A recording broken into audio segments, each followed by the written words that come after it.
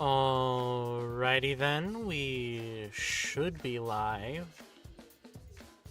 Please give me a few moments to put the link in my Discord server, and then we should be nice and ready to go.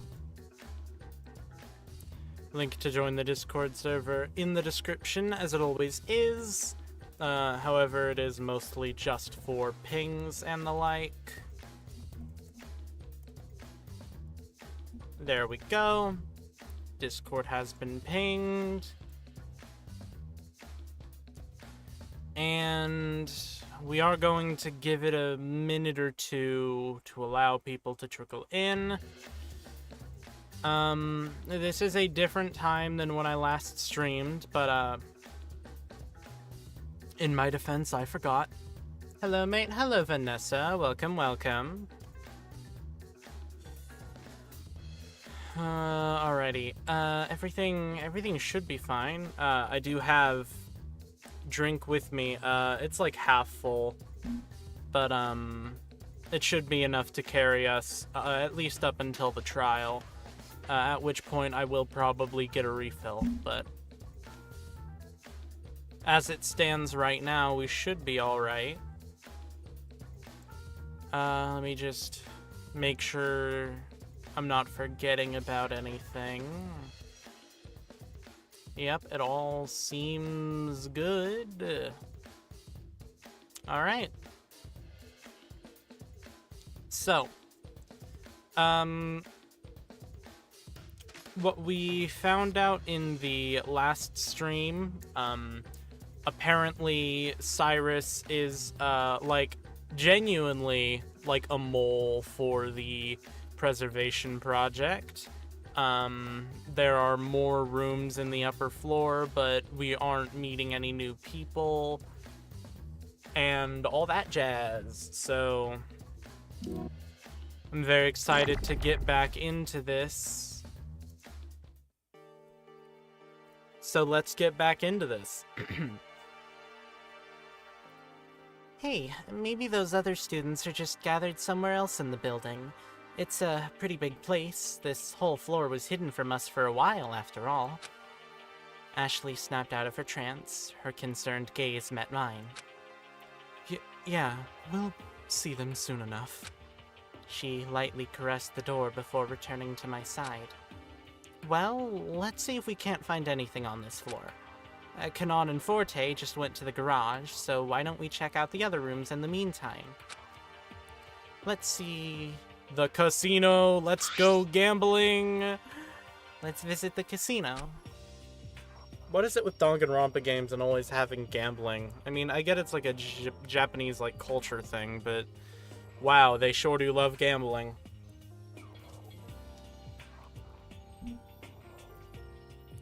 We visited the casino, a dim room with an expensive design. Among the room pairs, this room was connected to the smoke lounge by a set of double doors on its left wall. Gambling is fun? I do hear gambling is fun. I play Genshin Impact, so I can't say I don't participate in it myself. A casino? I suppose it pairs well with the smoke lounge. I guess some kind of ultimate gambler would thrive here, but still... Wow, I wonder if there's ever been an ultimate gambler. They sure do love throwing in their references. This, along with the smoke lounge, seems a bit out of our depth. Well, we're not here for the recreation. Let's see what we can find. We split up and searched between the rows of slot machines that lined one side of the room and the card tables that occupied the opposite. The slot machines spun listlessly as they sat idly by. The card tables themselves looked rather lonely. No chips or cards adorned the felt. I paced through the room twice over, but didn't spot anything of note. Ashley seemed to be out of sorts. I wanted to talk and take her mind off her worries for a little bit. So, I suppose I did have an ultimate talent after all. What do you suppose I meant to do with it? Well, it helped during the trial. That aside, I'm not even sure what kind of practical uses it has. Ashley fell quiet, instead focusing her attention on investigating the room at hand. At a loss, we decided to move on. Let's see... Art gallery. Let's visit the art gallery. I mean, realistically speaking, it would make more sense to go to the smoking lounge after this because it is connected, but I want to see the art gallery. Crossing the third-floor hall, we came upon the spacious art gallery. Among the room pairs, this room was connected to the garage by a set of double doors on its right wall. It's very picturesque and modern. Yeah, the whole environment is really inviting. Could some kind of exit or clue really be hidden in a place like this, though? I guess we'll find out. The art gallery was situated in a warehouse-styled room. The high, open ceilings adorned with bright lights gave way to several painted canvases that decorated the walls. Large, colorful work tables were lined up in the center, facing a small stage that held a sculpture up for the artists to see. Off to the side was an inset closet stocked with shelves chock full of supplies. I wonder if you can hear that motorcycle. I wanted to try again. Lyle probably has some trick to memorizing different puzzle block patterns. I could ask him, right? Yeah, I think there's usually some kind of math involved, so there's that. Finding nothing fruitful of note, we moved to our next location. Let's see what the smoke lounge is.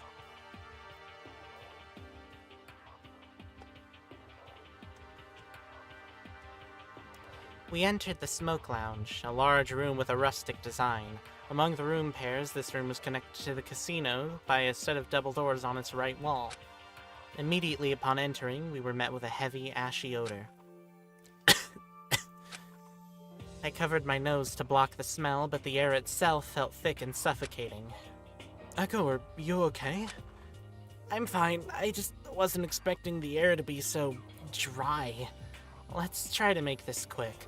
Why is there so much alcohol? These are minors. What kind of group would allow students access to a smoke lounge? That seems irresponsible. Yeah, what kind of ultimate talent could utilize this room anyway? Who knows? Let's just take a quick look for some sort of exit and move on. I glazed over the room from one end to the other with a single sweeping look. Surely a Danganronpa has had like an ultimate bartender, right?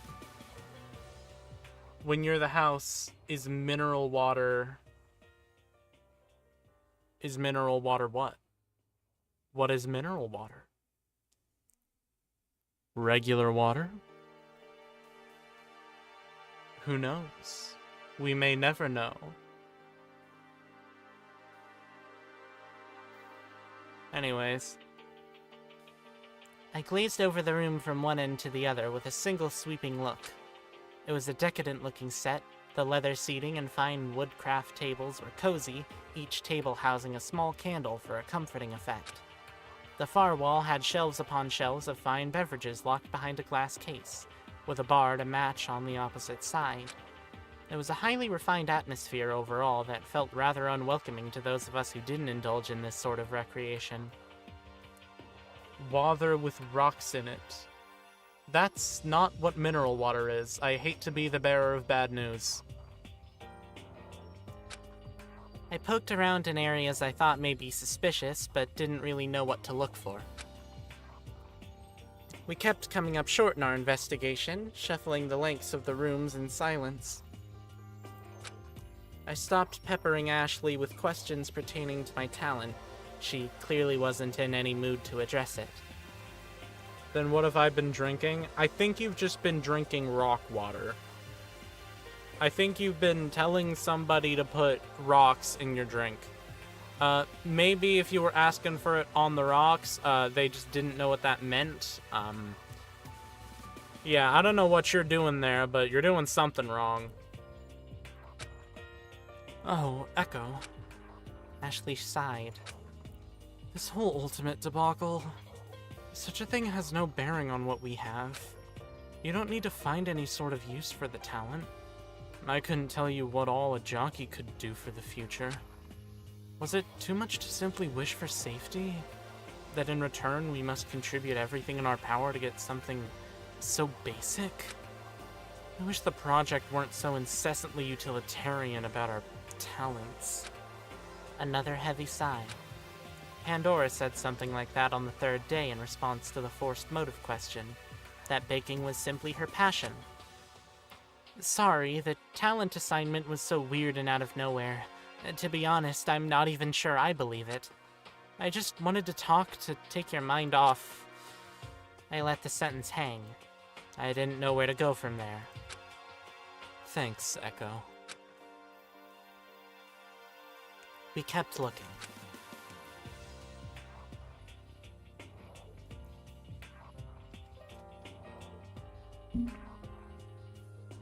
The 3 rooms we visited were stocked with a decadent supply of recreation, but the fact that we couldn't find an exit nor any signs of life were cause for concern.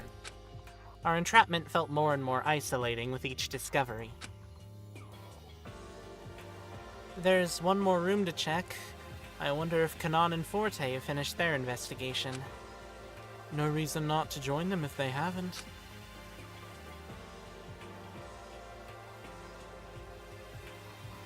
I'm just saying, I'm not sure if I've said this out loud before, but I think Ashley's trans femme. That's my headcanon, personally. Ashley's trans femme. Ashley and I entered the garage through its heavy double doors. There weren't any signs of Forte or Kanan in the room. The garage was another warehouse-sized room that housed a large collection of vehicles.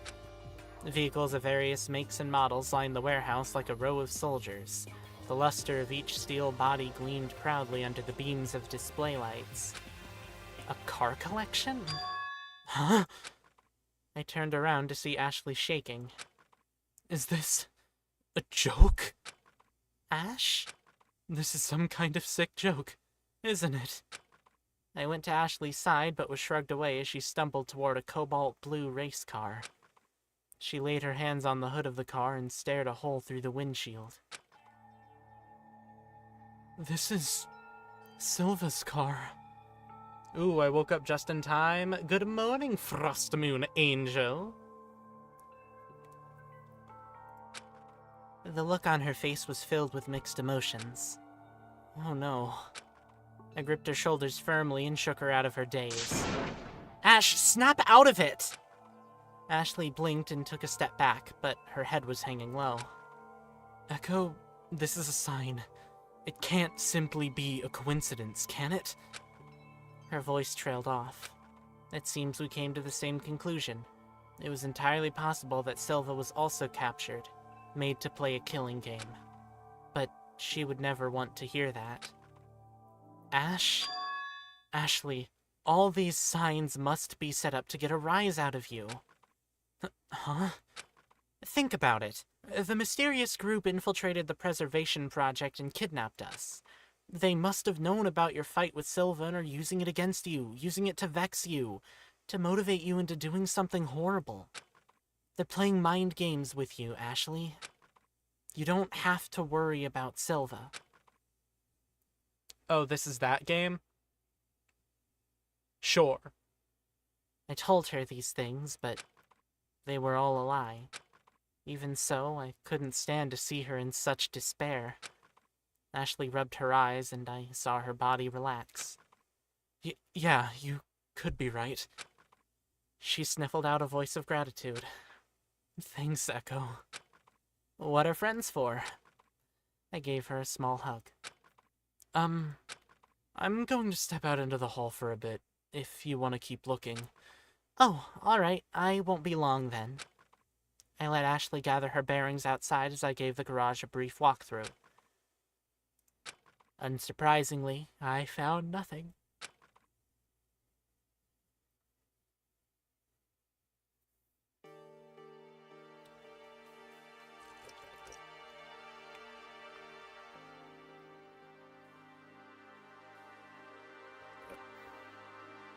Sorry, I was taking a sip of my oiter. Hashtag my oiter. I left the garage, disgruntled at the lack of clues for escape. Out in the main hall, I spotted Ashley in the midst of conversation with Missy. Echo, you might want to hear this. Huh? What is it? As you know, I had a conversation with Cyrus. Yeah, that was kind of scary. But I'm glad to see you're alright. Worry not, I'm here in one piece. I wanted to bring to your attention his strange behavior. You see, I tried to reason with him, to talk to him from one person to another, but it's almost as if after he was exposed, he's been putting on a facade. I'm sorry, it's difficult for me to explain this gut feeling I have about him, but I have my suspicions. Zero said ultimate charisma wasn't the real Cyrus, but could it be the other way around? The other way around? What do you mean? I was thinking, when Zero uncovered Cyrus's false talent, revealing his true title, Cyrus's behavior became stilted and insincere. Perhaps charisma truly isn't his talent, but his behavior under that title seemed organic. My apologies, I'm just thinking out loud. Although to see for myself, I wanted to talk to some sense into him, but he remained steadfast and stubbornly irksome. If he continues to behave strangely, we might have another tragedy on our hands. I agree. I didn't want to be too hasty, but might I suggest we try to extract information from him with force? With force? Missy's expression sharpened as she made a definitive decision. I could see her eyes glazing through a plan of action. I will use the gun to threaten him into talking. Make no mistake, I have absolutely no intention of firing it, but Cyrus doesn't need to know that. In that case, let me help you. I'll get rope from the climbing center to bind him in case he thinks of doing something funny. Excellent. I was shocked, but Ashley and Missy were both in agreement. Ashley, quickly, let us make preparations and rendezvous here promptly. We mustn't waste any time with Cyrus roaming around freely. Ashley nodded. The three of us sped down the stairs and split up at the second-floor landing. Missy continued further down. Ashley and I took a sharp turn toward the climbing center. I don't trust that one. I trust Missy. I was struggling to keep up, but eventually closed the distance between us as she dug through the lockers in search of rope. Isn't this too extreme? Look, it sounds harsh, but it's necessary to prevent further killing. The last thing I would want is to not keep an eye on Cyrus and have you get killed, Echo. No single soul is exempt from death. There's no gray area about it. I understand that, but... Before I could finish my thought, a shot was heard ringing through the air. The shot sounded like it came from above. Missy? She must have encountered Cyrus before us. Ashley wrapped a bundle of rope around her forearm, grabbed my hand once more, and darted up the stairs toward the third floor. She stopped me at the foot of the stairs and cautiously looked around the corner at the main hallway. The sound of another shot exploded through the air. It sounded like it came from the smoke lounge. What was going on? Before I realized what was happening, I felt my body move on its own. Ashley had thrown the art gallery's doors open and forced me in. Ash, what on earth are you doing? She slammed the doors between us as I stumbled in. Echo, take cover here and don't move a muscle until I get back. She commanded me from the other side of the door as I tried to steady my footing. In my state of dishevelment, I stayed put, not knowing what else to do. I heard her footsteps soften as she put further distance between us. Missy? Slam. I was shaking. I hurtled toward the door. I couldn't help but fear the worst, attempting to pry the doors open. Clatter, clatter. But the doors wouldn't budge. Upon closer inspection, the doors had no keyhole or latch that would keep them from locked. Huh? Locked? How? I looked around hastily for something to help me get out. Oh yeah, the garage is connected to the art gallery. I can leave through there. I ran to the double doors that led to the garage and tugged.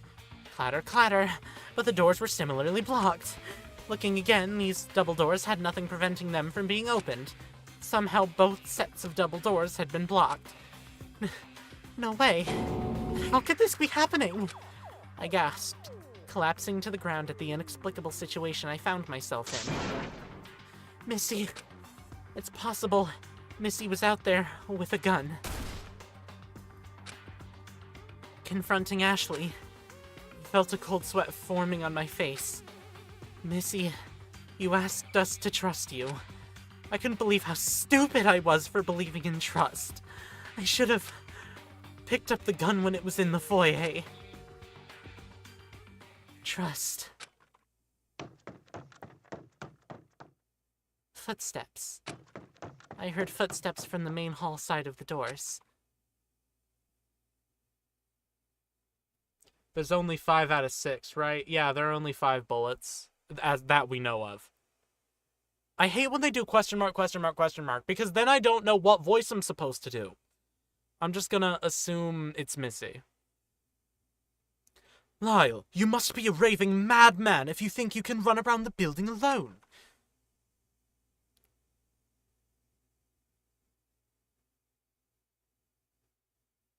I'm not doing anything suspicious. I'm doing everything I can to get us out of here, unlike the rest of you. And what were you doing poking around in one of the third-floor personal rooms anyway? How did you even get in there? That is none of your business. Voices. I heard faint voices from the main hall side of the art gallery.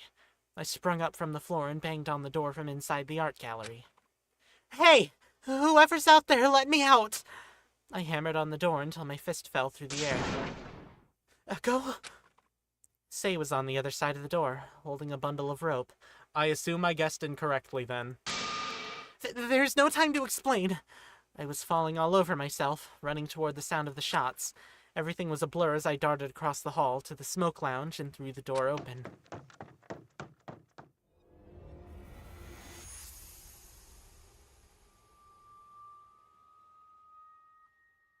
You're seriously killing Cyrus already? Are you fucking kidding me?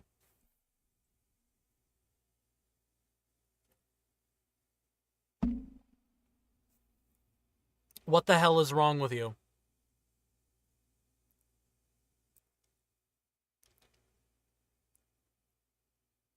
Why? What? Like, yeah, he's the traitor, quote unquote, but it's chapter fucking 2.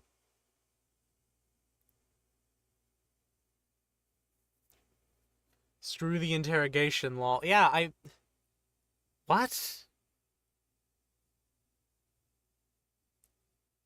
It doesn't make any sense. Missy was very clearly intending on getting information. Like, this very clearly wasn't Missy. Like, somebody must have taken the gun. Somebody else. Cyrus's body was lying face up, blood staining his torso and hands. I sharply inhaled and trembled at the sight. Say shook out a small startled response before disappearing from the smoke lounge entirely. I stood rooted in place, fear and confusion paralyzing me. The smoke lounge was in a complete state of chaos, with Cyrus's bloody body drawing my gaze. Furniture was strewn about, glass cabinets were shattered, and fabric sprinkled the messy floor. My head stung. The miasma of alcohol rushed through my senses, mixed with the thick odor of smoke and metallic scent of blood created an awful, nausea-inducing headache. The double doors that connected to the smoke lounge to the casino was ajar. A morbid curiosity took hold. I cautiously approached the slight opening. I pushed slowly and... Well, he wasn't running if he's face up. Yeah. A double murder?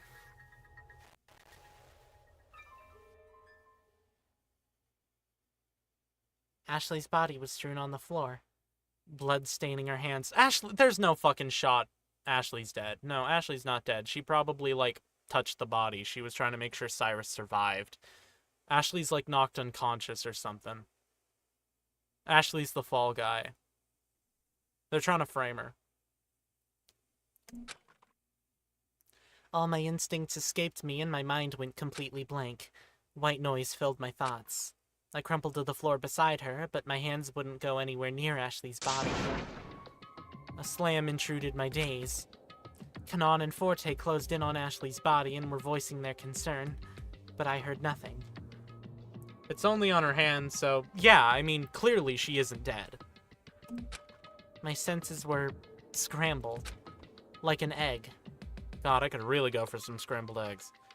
The only thing I heard above the murmur of their voices was, "A body has been discovered!" I still can't do a good Monokuma. I don't have a great high range. The eerie chime indicating, "A body has been discovered in the Smoke Lounge. You will be granted a period of investigation and then we will begin our class trial. Please accept this generous gift of a special report called the Monokuma File. It will be printed from the digital kiosk and it outlines the details of our poor lost friend. Your lives depend on solving this case, so get a crack on." I could feel my whole body shaking. I couldn't take my eyes off Ashley's body. The body discovery announcement, and Ashley's body. Did that mean... I heard footsteps approach from behind. Missy crouched down beside me and rested her hand on my back, lightly shaking me. Echo! Echo! I couldn't respond. I just sat on the floor, staring. Missy reached past me, toward Ashley's body. Missy... could it be... Life moved in slow motion as I tried to connect what I heard outside the gallery to the horrible scene at hand. Missy carefully moved Ashley's hair and gently placed 2 fingers at the side of her neck. "Missy! Don't you dare touch her!" She's alive. Well, yeah, no shit, Sherlock. She doesn't have any fucking wounds on her. She's alive? My heart was pumping and I felt new life breathed into me as I processed the revelation. Look, her bracelet isn't neon pink. Excuse me. Her pulse is extremely weak, but Ashley is alive nonetheless. Isn't there an infirmary anywhere? She needs attention quickly. I'll check the casino kiosk for a map. Kanan swiftly left as the rest of us gazed in astonishment. My stare remained on Ashley's bracelet. Missy was right. It remained the same light rose gold color as mine, unlike when Pandora's turned neon pink. Even if that were the case, what was wrong with her? I searched for an infirmary on the kiosk, but it only displays the floors that we've been to. Then, does that mean there isn't one? No, there is an infirmary, but the infirmary is connected to the courtroom. My body kicked into action as I sprinted out of the casino toward the 3rd floor elevator and slammed the buttons. Echo! I need to get her out of here! Take me to the courtroom! I shouted at nothing as the elevator doors refused to open. I continued to hit the buttons fruitlessly. Echo, please. I know it will be difficult, but it seems we must investigate in order to gain access to the courtroom. Missy had followed me all the way out here. We wouldn't want to enter the trial without preparing ourselves. Therefore, we must work quickly if we're going to bring Ashley back. Please. I slammed my forehead against the elevator door in defeat. Damn it! Ashley. I let out an immense, heavy sigh. My chest heaved and I felt my breath escape in shaky, broken pieces. I'll do whatever it takes. Another sip of the drink.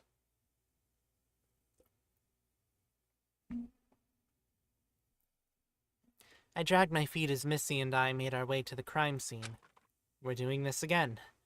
This horrible, horrible thing. Searching for the culprit behind this sickening scene only to put them on the chopping block for the game to continue anew afterwards. The cycle was torturous. Ugh. Despite that, Ashley was alive. I tried to clear my head. Yes, Ashley was barely hanging on by a thread of life, but she was alive regardless. I need to figure out who did this. Someone took Cyrus's life and threatened Ashley's. There's no gray area about it.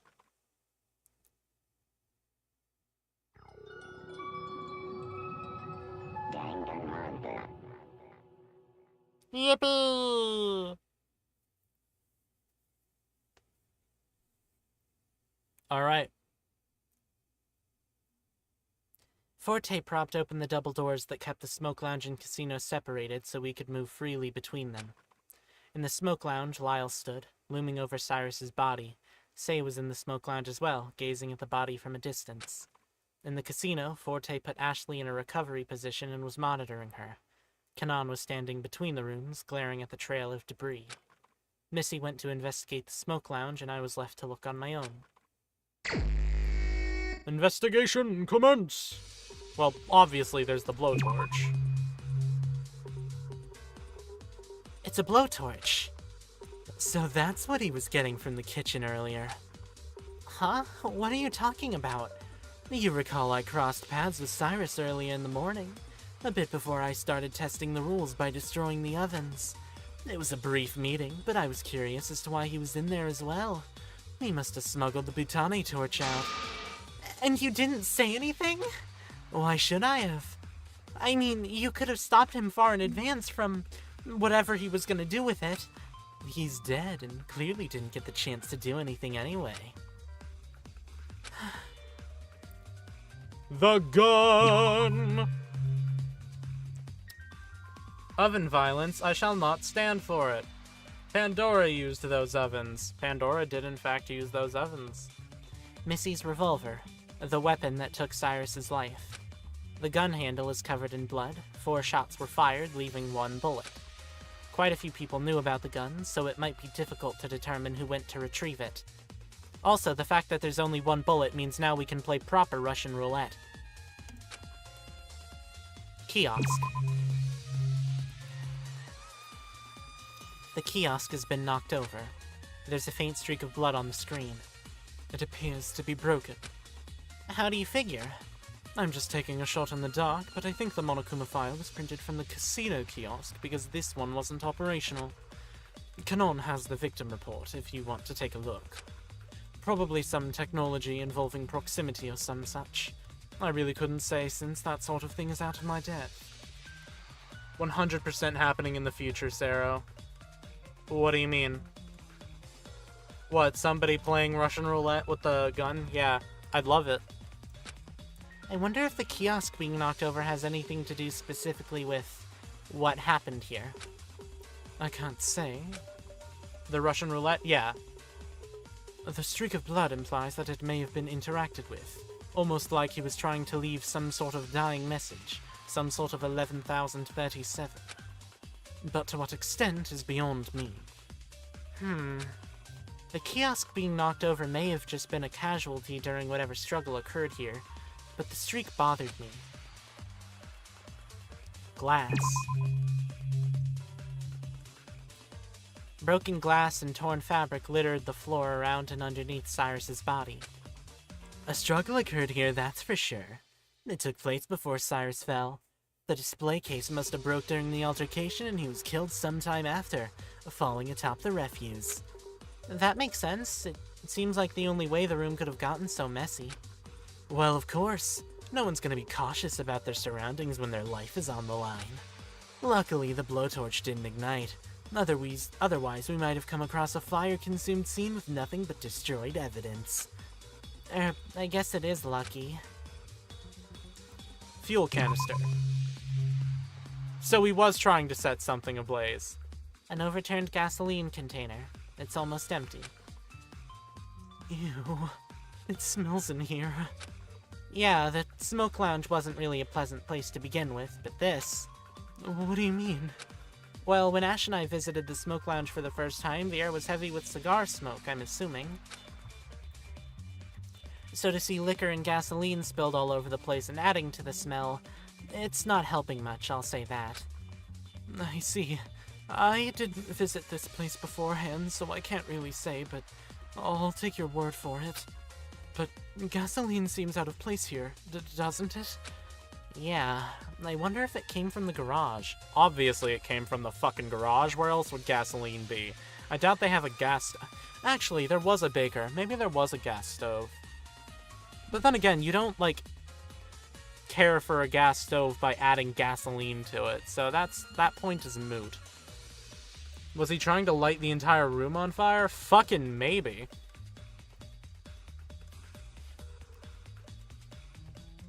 Cyrus's body! The gun wound was front and center in Cyrus's chest. Blood had soaked through his shirt, the deep pigment inundated the cloth and oozed onto the carpet. The gun wound very clearly told his cause of death. But my eyes were more curiously drawn to Cyrus's blood-stained hands. The blood could have only come from one source, his wound. He must have tried in vain to stop the gun wound from bleeding out. I trembled at the thought of what ended up being a futile act.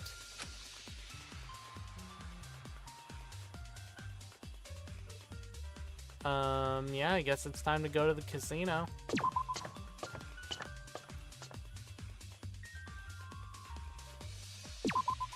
Ash, hang in there. Hand?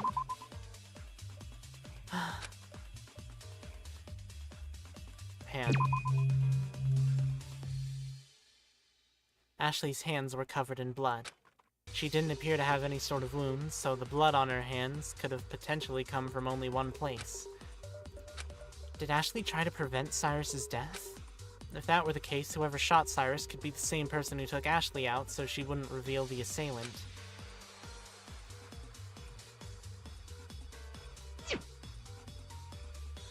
Discuss. Kanan. They said Kanan has the report. I approached Kanan as she overlooked the two scenes from the doorway opening between the rooms. You're probably wondering where I was this afternoon after we departed to search the third floor. I was with Forte in the garage for a large portion of the afternoon, as well as during the duration of the 4 shots fired. He can vouch for my alibi. You and Ashley came upstairs after us, right? Yeah, we did. Didn't run into you two at all, though. We spent most of our time in the garage. It seemed to have the most potential for something useful out of the 4 rooms. Kanan silently surveyed the state of Ashley's body, then across the doorway at Cyrus's distant figure. Oh, here's the Monokuma file. I got it from the casino kiosk. Monokuma File 02, Ultimate Student Victim Report. Victim, Cyrus Sarik. Cause of death, the victim's blood was discovered in the 3rd floor smoke lounge. Victim was fatally shot above the heart. The estimated time of death is 12:03. Like Pandora's file, this file is just as purposeless in telling us what happened to Cyrus. As for Ashley, I can't say. Do you think she might have been attacked?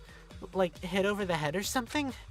I guess. It's not impossible, but she's pretty tall considering. It would be hard to say what she was attacked with, though. There's nothing on the casino side of the doors that could be used as a weapon. Our discussion fell flat. You seem a little more open today. Forte and I had a small parley in the garage. In short, he told me I shouldn't try to forego attempts to escape this game. She grumbled under her breath and exhaled sharply.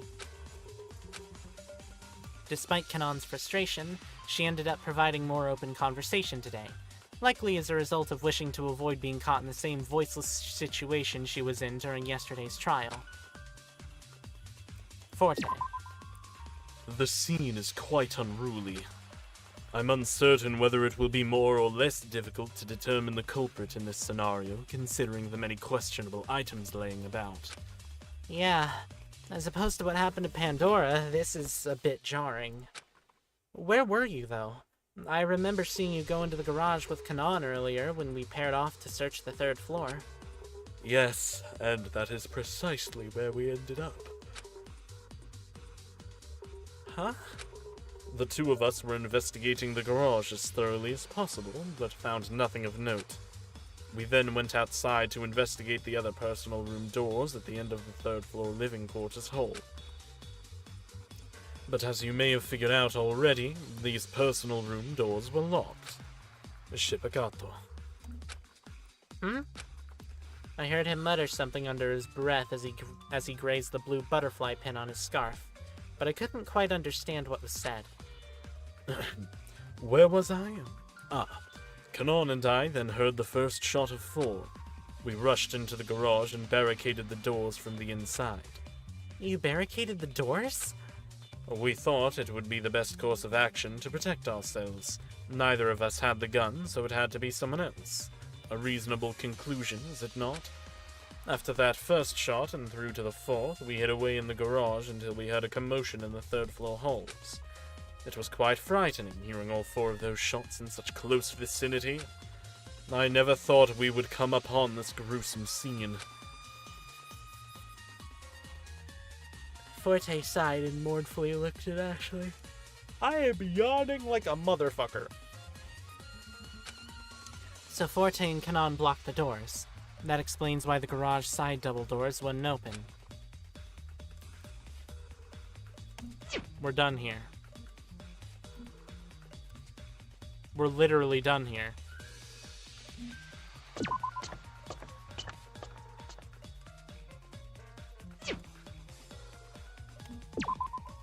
Oh, Echo. Oh. Say's hands were trembling. I'm so sorry about Ashley. It's scary, but I'm trying to pull through. It was a relief to see her still breathing, but I need to find out who would have such ill will toward her. That's very noble. If there's anything I can help you with, let me know. Actually, yes, there is. What is it? I was stuck in the art gallery when the crime was going on across the hall. Couldn't open the doors whatsoever.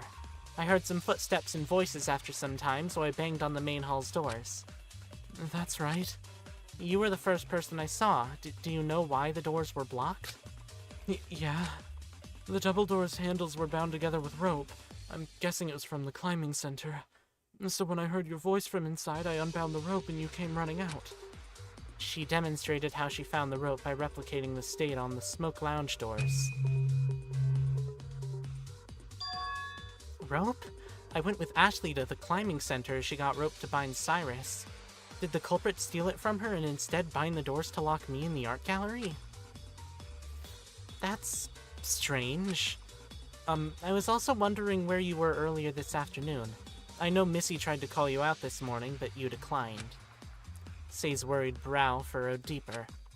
Well, I just thought after the events of yesterday, if someone was going to kill me, it doesn't matter what I do. What was she saying? And what I wanted to do was stay in my room. The killer could break my door down or whatever, but if it was going to happen, fate would find a way, so be it. You know, after I heard the second gunshot ringing outside, I peeked out of curiosity. Who even had a gun in the first place? Sleepy rat? I'm not sleepy, you just yawn when you talk for a long period of time. Like prolonged, like in a row, like non-stop. That's just like a physiological response. But it was pointless. Lyle had to drag me out and run me all over 3 floors just to find a bunch of nothing. Say mumbled a train of thoughts to herself, but it didn't seem like she wanted an answer for her ponderings. I see. Well, thanks, Say.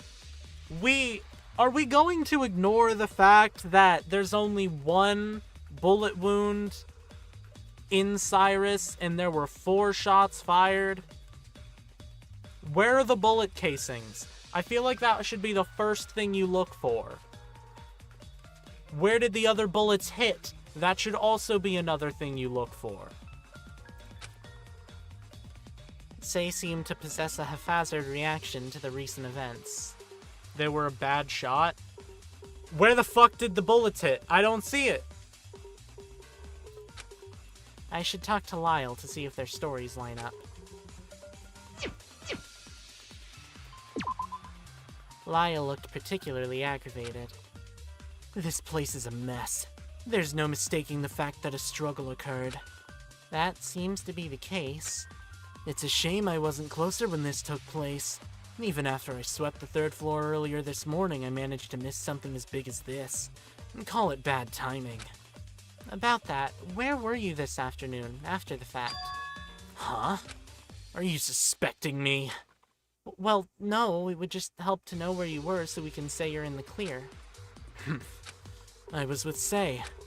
Say? But didn't she keep herself locked up in her room all day? Beats me. All I know is that after I heard the second gunshot sound from somewhere upstairs, I saw Say poke her head out of her room. I dragged her out for my safety and hauled her around, with me to find out where the shots were coming from.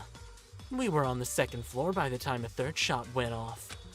So you two can vouch for each other's whereabouts? Yeah, what of it? Nothing. So Lyle has an alibi that can be verified by Say. What puzzles me the most is where did a gun even come from? Well, I don't expect you to believe me, but it was in Missy's possession. She brought it out to boldly state that she would not be firing it. She even recommended we travel in groups in any case something bad happened. So even if by the off chance someone did fire it, we'd be in groups, able to witness alongside our partner. Say confirmed that she and Lyle were together when they heard the gunshots, and neither of them were even aware someone had a gun in the first place.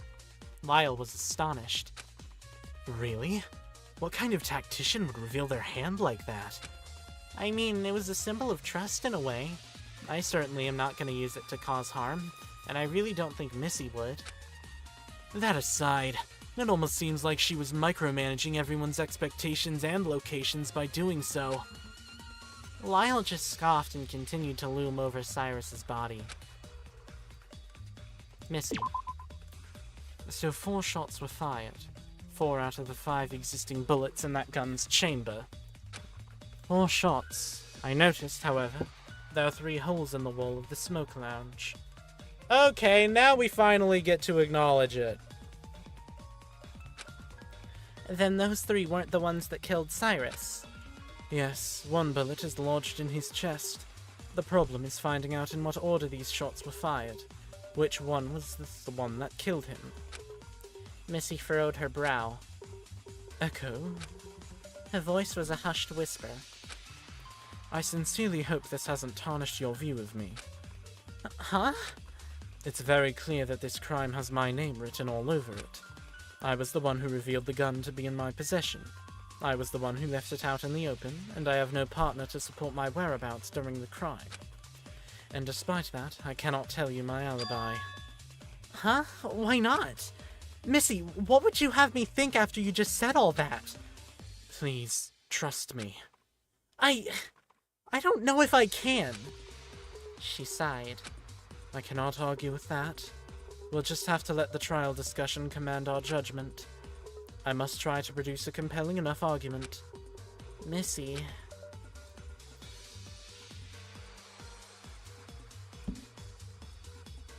That's all the conversations. Continue.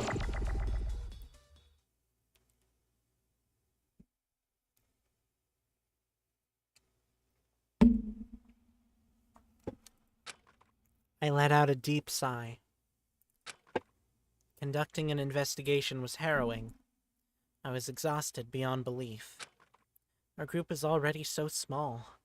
Yet given everyone's paired alibis, it became difficult to say who was behind this crime. It was difficult to say, barring one person. What was Missy thinking? Had she been lying to us this whole time? No, I couldn't jump to conclusions so quickly. It wouldn't be fair to Missy. Regardless, I had a bad feeling about all this. Okie dokie! You all know what time it is. It's time for the class trial. I hope you have enough ammunition to shoot down the culprit. If not, then I guess you're all out of luck. The elevator will take you all to the courtroom once everyone is boarded, so make it snappy. The timer for your bracelets to release toxic gas is set for 10 minutes after this announcement ends. Don't drag your feet. I rubbed my forehead in distress. This vicious cycle we couldn't see the end to continued once more. Why? I went over Ashley's side and sat next to her. I gently placed 2 fingers at her wrist and felt the faint pulse. It was such an eerie feeling knowing Ashley was alive, but still so close to death. Forte laid his hand on my shoulder. Echo, we really ought to get going lest we find ourselves in danger from Zero's capricious ways. Yeah, you're right. Forte, would you mind? Not at all. Forte lifted Ashley from the knees with ease, carrying her to the elevator. I followed behind him, trying to keep a close distance to Ashley.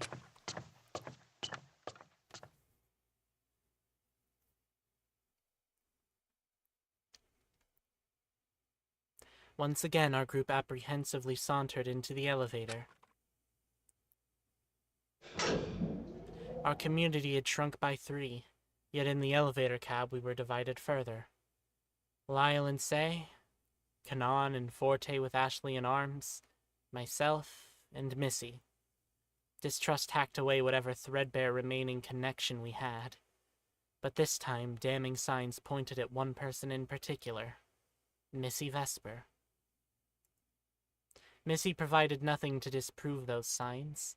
Cyrus had been removed from the picture. Ashley was at the cusp of following. I was confused, hurt, and alone. What was I going to do during this trial? The doors opened up and revealed the circular room once more. I rushed in and raised my voice, calling it the expanse nothingness in the room. Did you know it costs $100 to put your game on Steam? It's the last thing I need. Sorry, I know that's off topic. Yeah, I am aware that it costs $100 to put your game on Steam. I used to be really into, like, indie dev YouTube. Like, not like the really technical stuff, but, like, people with their devlogs and such. So, yeah, I learned about that through the grapevine. But yeah, that sucks. I mean, worst case scenario, you could always try crowdfunding sites. Hold on. I mean, also, itch.io is free, so...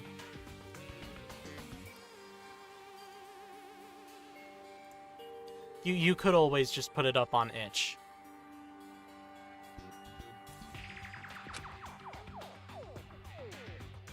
True? Yeah, I know. I know what I'm talking about.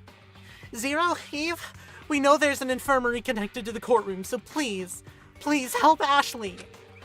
With a flash, the symbol for the other announcer, Eve, appeared. Echo, there is a cross button for the infirmary in the elevator. The doors will open on the opposite side of the courtroom, leading you to the infirmary. I turned around and the courtroom side elevator door opened. I hopped in and pressed the cross button, opening the doors behind me. Forte swiftly carried Ashley in and gently laid her on the infirmary bed. He stepped aside as I clambered to the bedside. Ash, please, please, please be okay. It was impossible to tell if she was breathing. Every inhale and exhale was so small and weathered. But it has multiplayer that would need custom servers if I'm not using Steam's. You're making a multiplayer game? Interesting. Yeah, I would definitely recommend trying to do like a Kickstarter or something. A glass encasing lowered to cover Ashley and the monitor above began displaying her vitals. Her heart rate had plummeted to 45 beats per minute. Finished a multiplayer game? Like online multiplayer? Yeah. Yeah, dude, try to make a Kickstarter, I'd say. Or like, I know there are like, you could always try to like reach out to like those indie publishers or something. I don't know how those work. I don't know how it works specifically, I'll be real.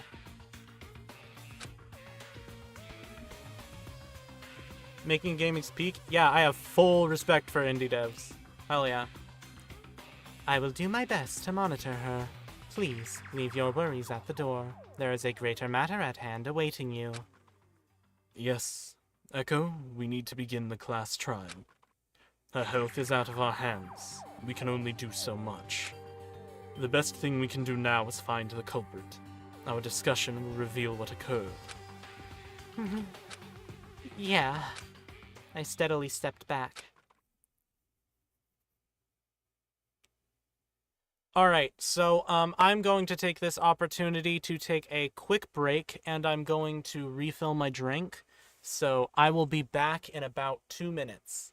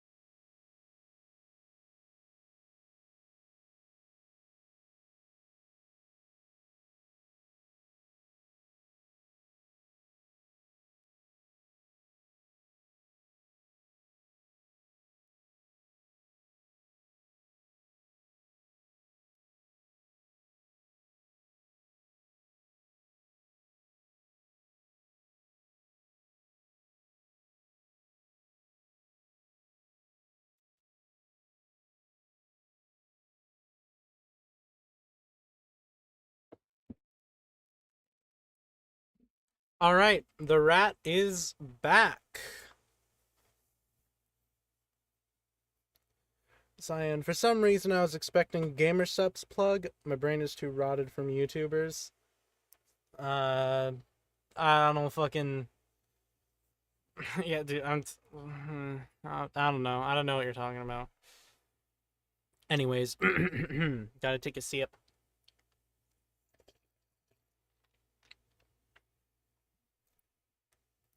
Ashley, I'll figure out what happened to you.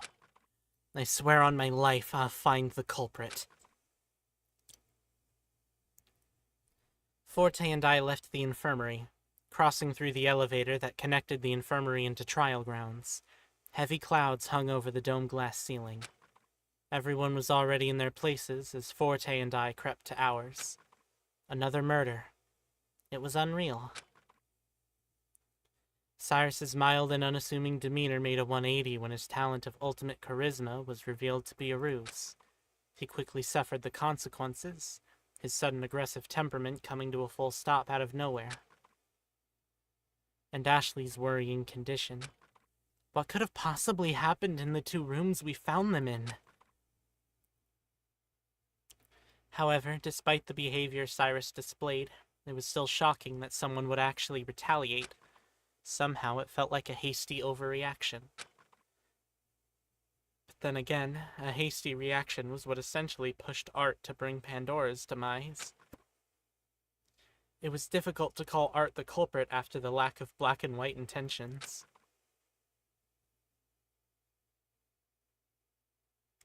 But in the grand scheme of things, the rules of society were set to deliver retribution to those who commit crimes.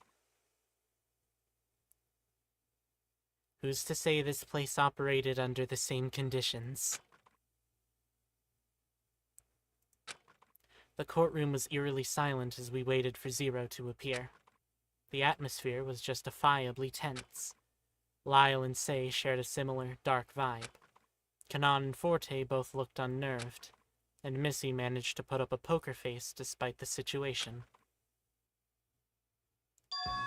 Yeesh, it's about time you guys got here.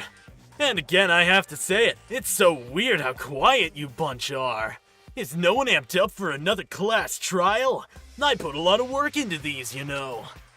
Of course we're not excited, you knave. Missy is so mean. It's a shame no one's excited, but this ball's gonna keep rolling whether you like it or not. Class trial! All rise. Let's go over the rules, shall we? You're all on trial to figure out who the culprit is of today's heinous crime. The rules are as follows. Discuss, discover, and determine who the culprit is among your group. A majority vote will seal the individual's fate, and we'll just see what happens from there, yeah? One of few outcomes will occur. Determine and vote incorrectly, and the entire class is executed, with the culprit alone able to walk free and win the ultimate prize. That's the ideal endgame for the culprit. Determine and vote correctly, and the culprit alone will receive proper retribution, and perish at the hands of your group decision. Phew, you just might live to see another day. Our victim today is Cyrus Saruk, the ultimate charisma. More like ultimate nonsense, with no one suspicious of his name and talent. I would be. It really shouldn't be a surprise to anyone that charisma wasn't really his talent. Regardless, I called out his drivel last night and look where we are now. You all were quick to take what I said to heart, huh? Well, I'm glad. Saves me from having to get a motive set up and all that. So without further ado, discuss away. Don't mind if I do. Lyle. Missy. You think you know what I'm gonna say, huh? Then say it for yourself. You think I'm suspect. Ooh, gold star! The point is moot. I'm not the culprit, and that's all I'll say on the matter. And why do you expect me to just roll with that? Because if you all vote incorrectly, then we'll all be in danger. Prove my innocence, or take my word for it. Missy, what's going on with you? Don't you think that's a bit much to ask given the circumstance? I have my convictions. I'm refusing to share my alibi for My own reasons. And yet you don't fear the consequences? You're ridiculous. I'll lay it out all nice for you, okay? And then we can discuss whether or not holding your tongue is the wisest thing to do in this scenario. Consider the facts. You weren't paired with anyone. You refused to share an alibi, and you were the one who had the gun in the first place. Do you know what killed the victim this time? A gunshot. You likely proposed traveling in groups so you could operate on your own. Isn't this all too damning not to be true? Despite her dangerously challenging Lyle, I held my belief in Missy steadfast. I wanted in all sincerity to trust everyone involved in this horrible game, but considering 2 people have been murdered, one executed and one attacked, it was becoming difficult to justify my stance. I didn't understand. What was there for Missy to hide? You know what? Forget it. I'm taking charge of this discussion. Once again, I can only rely on myself. Echo, you're a walking record of events. Tell me why I shouldn't think Missy was alone during the crime. Walking record? I'm not some encyclopedia of evidence. Or Kanon, if you have some sort of weird photo, fess up. Echo or Kanon, I don't care. One of you ought to pipe up with something we can work with. It can't be possible that neither of you two saw anything.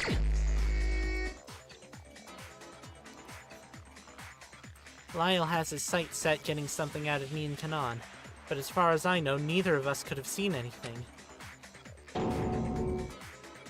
Shut up, Lyle. I have no photograph of the sort. But when we arrived on the 3rd hall, we didn't see anyone in the halls.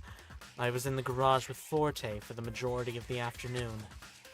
Yes, as soon as we heard the first shot, I suggested we retreat to the garage, and blocked entry from the 2 doors, the main hall door and the art gallery door. As for me, after 2 shots were fired, I found myself stuck in the art gallery. The 3rd floor activity rooms can't be locked. Kanon and Forte blocked the garage side doors. And the main side doors were just inexplicably locked? Not inexplicably. Hold on. Say, can you recall what happened when we met earlier? Before we discovered Cyrus's body, that is. When we met, you came tumbling out of the art gallery when Lyle and I arrived on the 3rd floor. Yes, but I couldn't leave the room from the inside. Oh yeah. Lyle, when we arrived on the 3rd floor, there was a banging coming from the gallery. I couldn't check to see who or what was inside until I unwound the rope that bound the double doors together.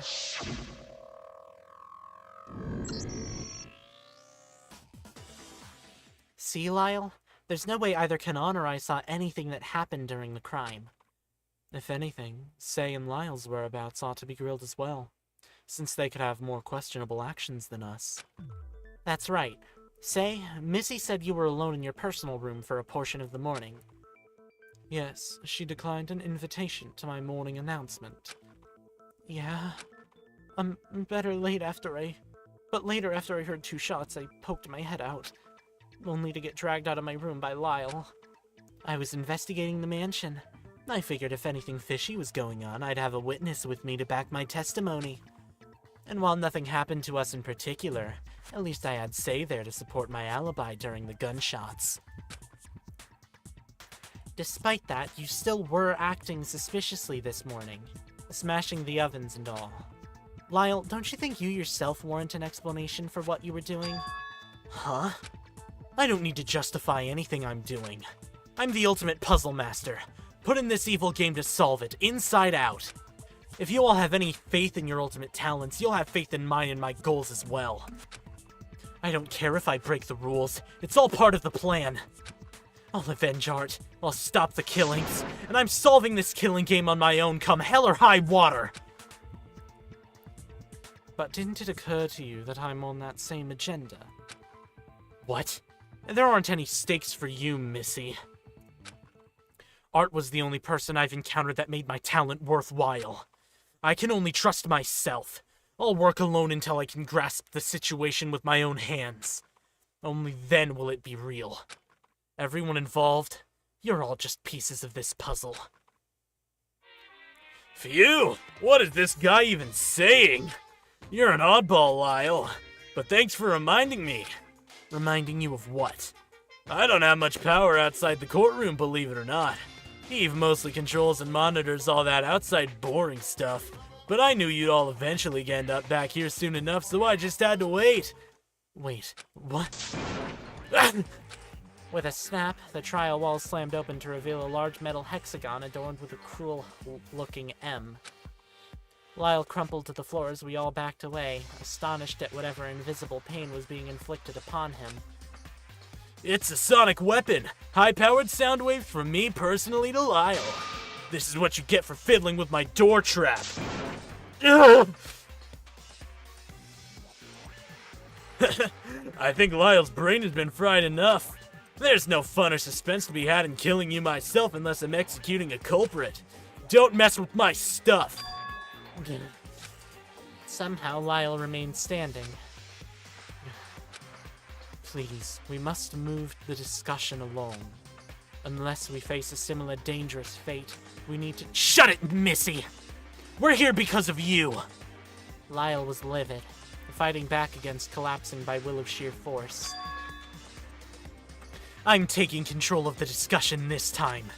Echo, I need you to recall as much information as you can about the murder weapon. The gun. What? Who do you think you are demanding such things? I am Lyle Termina, the ultimate puzzle master. Need I say again? I'll solve this case like I solved all the puzzles that have come my way. Your memories are a tool for solving this, and I'll be damned if I don't use something as instrumental as that. Get to it, Echo. I don't have all day. Alright, I'll try to relay what I remember to you all. Lyle might have it out for Missy, but going over the timeline could help us put her in the clear. I think it would be best to start from when the murder weapon was revealed. Maybe then we can trace who had it in the final moments. Who was originally in possession of the gun? Missy Vesper. Missy Vesper was the one who initially revealed the gun this morning. She said she woke up in her personal room with the gun given to her as a test to see whether or not she belonged with the Preservation Project. Missy called me and some of the other students to discuss her possessing the gun. Who were the other students in this group? Forte, Ashley, Missy, and Kanan. Missy assembled a small group for a meeting. There, she brought the existence of the weapon to our attention, and discussed her intentions with the gun. She would not to cause any harm with it. The group consisted of Forte, Ashley, Missy, and Kanan as well. Everyone at that morning meeting agreed to place an implicit trust in our peers. Missy left the gun in the foyer. After the meeting, Missy left the gun on the main foyer table, wrapped in the cloth she had been carrying it in. After discussing the existence of such a weapon, something happened. Lyle was destroying the kitchen. We discussed the existence of the gun among other things until we were interrupted by a loud sound coming from the kitchen. Our whole group went over at once to see what was going on, and there we found Lyle, destroying the kitchen oven as a means to test the rules.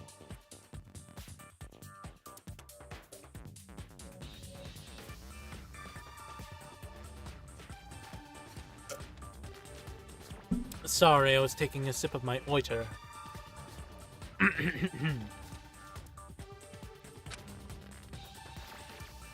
Lyle announced that he would solve the killing game, and went to third floor.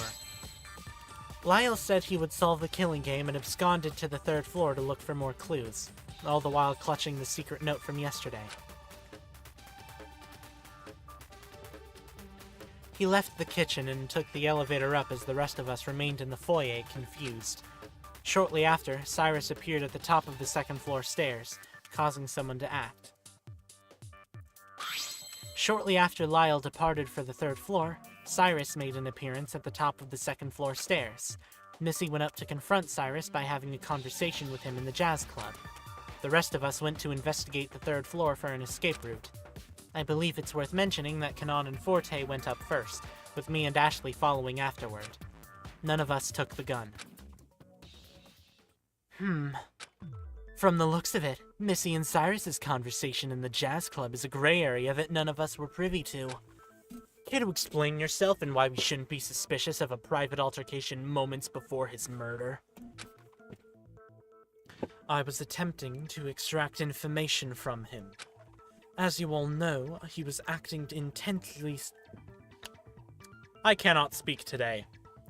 As you all know, he was acting intensely suspicious yesterday. However, rather than avoid him, I thought to take action and confront him head first. You mentioned this before, but can you explain why you think he's putting on a facade? I mean, for all we know, every word out of his mouth could be a lie. Body language. Huh? Body language? It seems Kanon noticed as well. Cyrus's body language gives off the impression that he's tense, as if he were being pressured or under stress. Actions speak louder than words, after all. That's true. I did think he looked a little more foreboding than usual. Ultimately, did you get anything from him? Unfortunately not. He was just the same stubbornly cryptic person as he was last night. So that's it?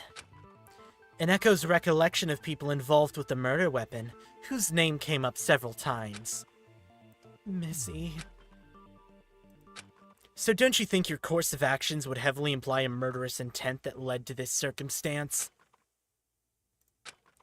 Yes, signs are strenuously pointed toward me being the one behind it all. But I don't wish to divulge the reasons behind those actions. I didn't want to admit it, but was beginning to have my doubts about Missy.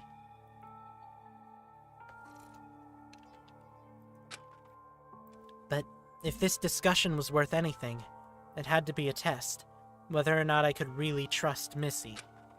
She revealed a gun after all, and asked us to tacitly trust her. Should I even trust her to begin with? What if she was just goading someone on to be incriminated so she could get away with it? Should I trust Missy?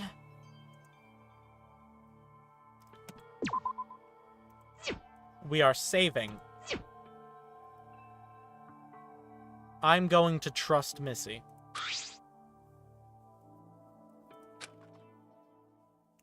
I want to believe in her. That meant scrutinizing her actions to free her from suspicion. We couldn't afford to jump to conclusions. If I may, I think we need to turn over as many questionable facts as we can to lift suspicion. I agree. The evidence is unmistakably painted with Missy's name, but I'm still not convinced she would have the malicious intent to kill Cyrus. Missy was the one who suggested splitting up to find things that could threaten Cyrus into talking, but she made it clear that she never had any intention of firing the gun. Is that so? It was after she had her conversation with Cyrus in the morning. Our morning group of Kanon, Forte, Ashley, and myself paired off to investigate the third floor for an escape route. After some time, Missy met up with me and Ashley outside the garage to talk about Cyrus's weird behavior. It was then that she discussed with Ashley the idea of threatening Cyrus to talk. This was just before the shots began. Then it's clear that she used that opportunity to act alone, and retrieve the gun herself to shoot Cyrus. How would bringing that up lifts... Blah, blah, blah, blah. I can't fucking talk. I don't know why my mouth feels as if it is not my own today. How would bringing that up lift suspicion from Missy? If anything, it's more damning proof. That's my cue! Just a minute, please. What I don't understand is this. Why would Missy kill Cyrus if she didn't get the information she wanted? I can only assume the following for her case. She made an attempt to have a civil conversation with Cyrus, only to walk away empty-handed. The motivation is lost, and there shouldn't be any reason to threaten him further in that case. Oh, sure.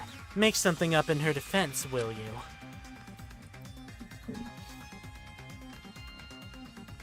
I can't doubt Missy now. She's the one who made the bold move of bringing the gun to our attention. Now I have to trust that she didn't do anything wrong.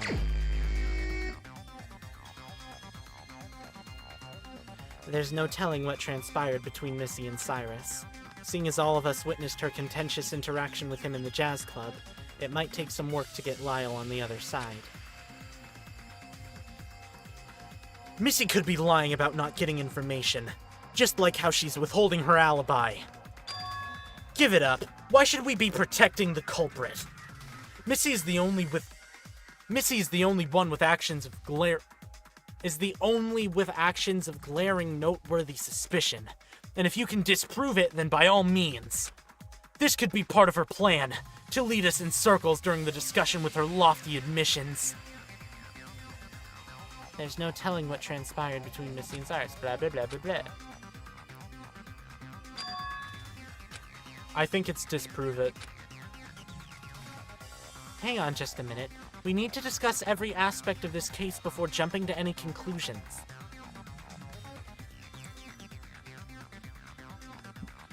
I believe there's something at the crime scene that can clear Missy of suspicion. Then out with it.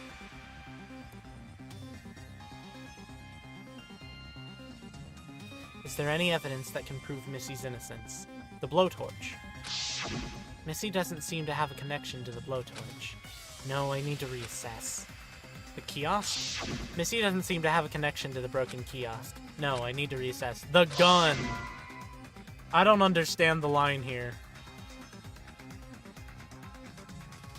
It's the only thing I can think of, but I need to spin this into an argument somehow. Although it's been noted several times that the gun puts Missy in a dangerous situation, there's something strange about the gun. Lyle, Say, there's something I want you to recall for me. Before discovering the body, you two ran into Missy in the third floor main hall, correct? Yeah, that was right before I helped you out of the art gallery. If that's the case, I want to ask, did you see blood on her hands? Blood on her hands? Nothing of the sort. So you didn't see blood stuck to her hands, but there was blood stuck to the handle of the gun. If Missy really did kill Cyrus by shooting him, why didn't she have blood stuck to her hands when you saw her? You wouldn't be able to forget seeing something shocking like blood-stained hands.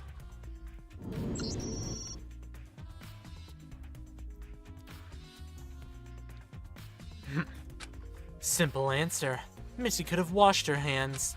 When Say and I approached the third floor, I saw Missy exit one of the personal rooms. She refused to share her alibi because she must have been plotting the crime with an accomplice on the third floor.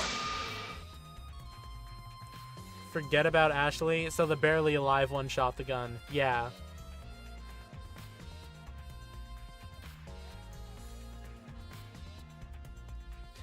That's why she was acting fishy when Lyle and I ran into her.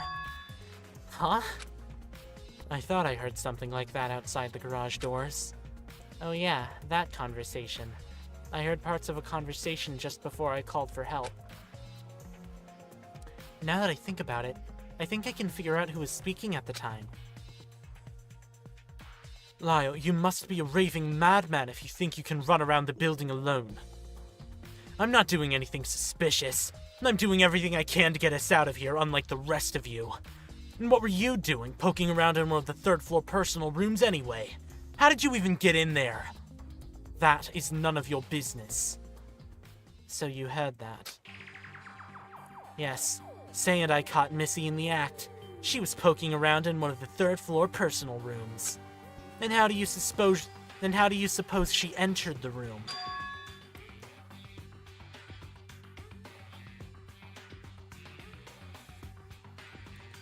She entered that room using the residence bracelet. How else would she have gotten in?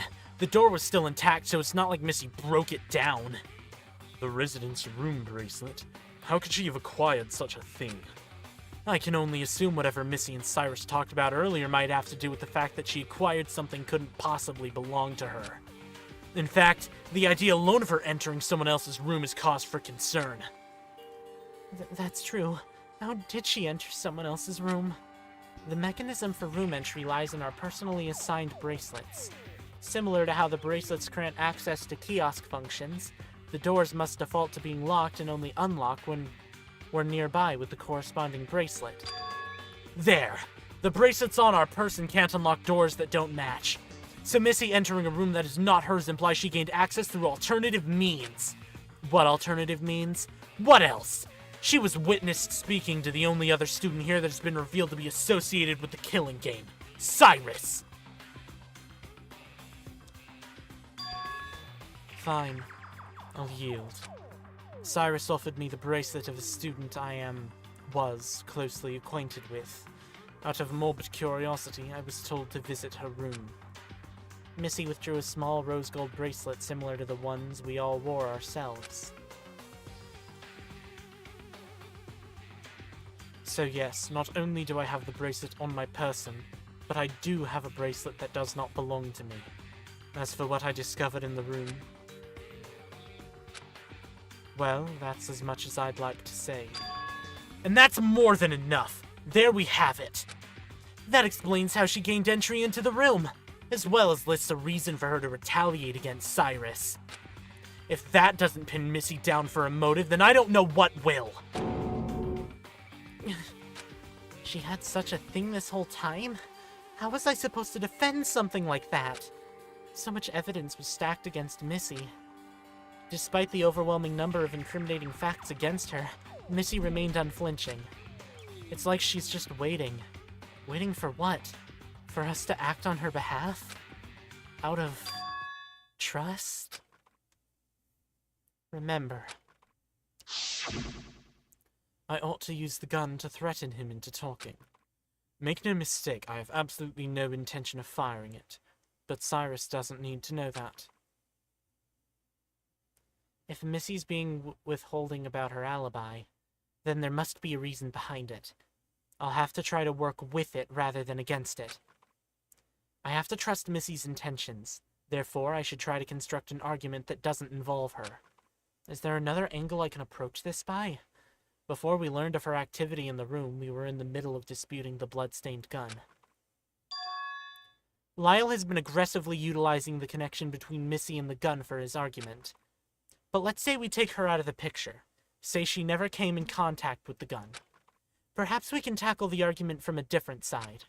With just the gun solely in question, we can ask, who really handled the gun? Who handled the gun? Fine. Why don't we entertain the thought? Given the blood-stained handle of the gun, whoever held the gun must have stained their hands in the process. There can only be two people who handled it.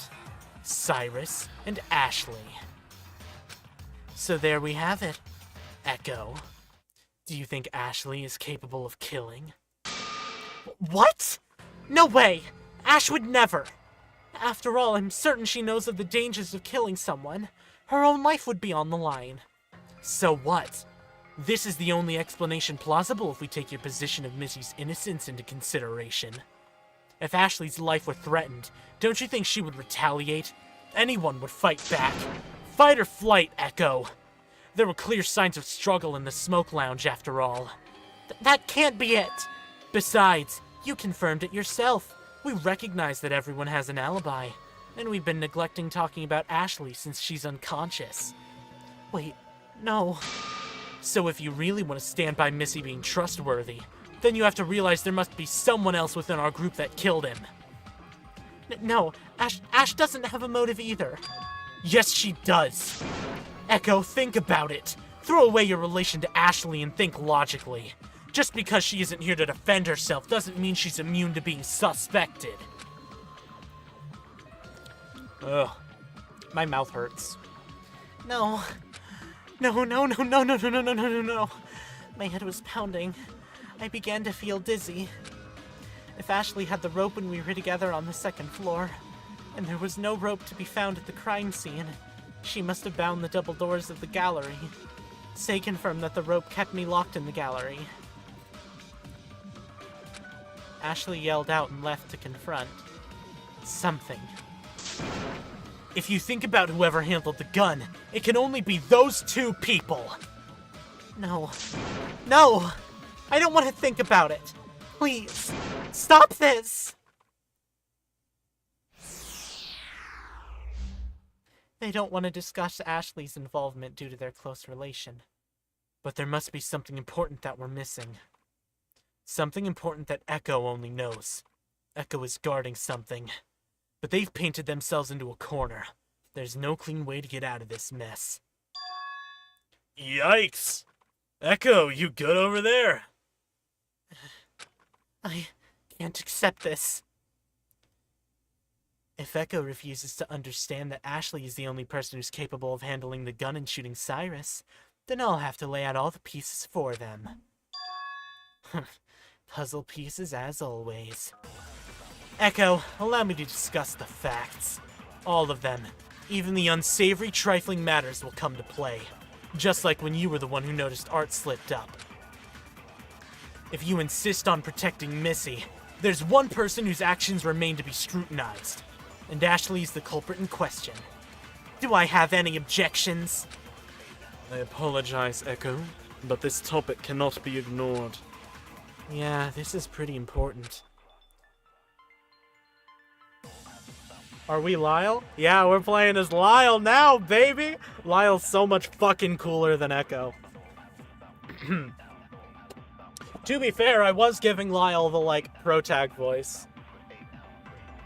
The rest of the class remained silent as Echo glared a hole in me. Again, let us begin with the weapon. The mysterious gun that came from Missy's possession. Seeing as the gun handle was stained with blood, we can surmise only 2 people were in contact with it. As we found on the crime scene, both Cyrus and Ashley had bloodstains all over their hands, which naturally leads us to believe one of them fired the gun. I concur with that assumption. As for how it came to appear on the 3rd floor, just before the gunfire occurred, Ashley and I hatched a plan to confront Cyrus. I was to use the gun as a show threat. However, when I went to retrieve it from the foyer, it was missing before I had got to it. It's plausible Cyrus got to it before you. Regretfully so. Then at the speculated time in question, Cyrus is the only possible suspect to have initially retrieved the gun, since Echo, Ashley, Kanan, and Forte were elsewhere.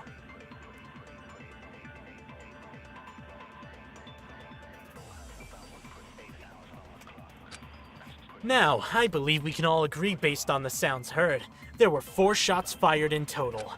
In that case, we need to determine the order and relevance of each shot. Kanon and I boarded ourselves in the garage on the 3rd floor after the first shot rang out from the smoke lounge. We sheltered ourselves inside from there on out. Lyle and I partnered up after the second, but we were all the way on the 1st floor. So we can determine these first 2 shots were not the life-threatening ones, since no one was within the vicinity of the smoke lounge and there were 2 gunshots in the wall. However, between the 2nd and 3rd shot is where Ashley's alibi becomes problematic. You're wrong! There's nothing wrong with Ashley's alibi. I can verify it for her. I was with Ashley from when she went to the 2nd floor to the climbing center, as well as when she went to the 3rd floor. I never let her out of my sight, the entire time we were traveling down and up the stairs. What clue proves Echo and Ashley were separated? Obviously, it's the rope. You're missing a piece in your argument! But didn't you say Ashley shoved you in the art gallery just before you heard the 3rd shot? The rope binding the doors proved that there was a moment that you 2 were separated from sight. It's possible that she entered the smoke lounge in that time frame. In that case, the 4th and final shot ought to be the one that killed Cyrus. The only person left without an alibi, given Echo's testimony of the culprit's last moments. The only person left is Ashley. That can't be it! No, Ash. Ash yelled Missy's name. It's possible Missy was within the vicinity of the smoke lounge. Is there anything that proves Missy was not within the vicinity of the smoke lounge? It's been proven that Missy did not handle the gun at all.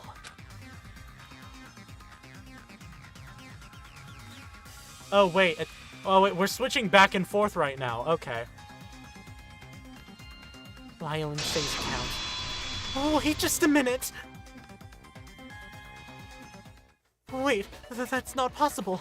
Remember, Lyle and I saw Missy exiting a personal room. She had just come out of the personal room when we arrived and that is Lyle. Right. No, maybe not. Oh. I'm so confused right now. She had just come out of the personal room when we arrived and only then began to act suspiciously. I suppose I ought to surrender holding my tongue. Yes, I was withholding of my alibi earlier, but the point of secrecy has passed now that my whereabouts have come into direct question. I kept my alibi secret to prevent beginning today's deliberation with immediate worry and disillusionment. I confessed Cyrus bestowed upon me a terrible gift, this bracelet. It allowed me access to a room that was not mine, a room belonging to a close personal acquaintance, one I hold in my thoughts often. I entered the room upon Cyrus's taunting instruction that I see for myself what's become of this person. I discovered nothing, save for my fears becoming reality. My alibi is simply as follows. I did not leave the third-floor personal room I gained entry to after I heard the second gunshot.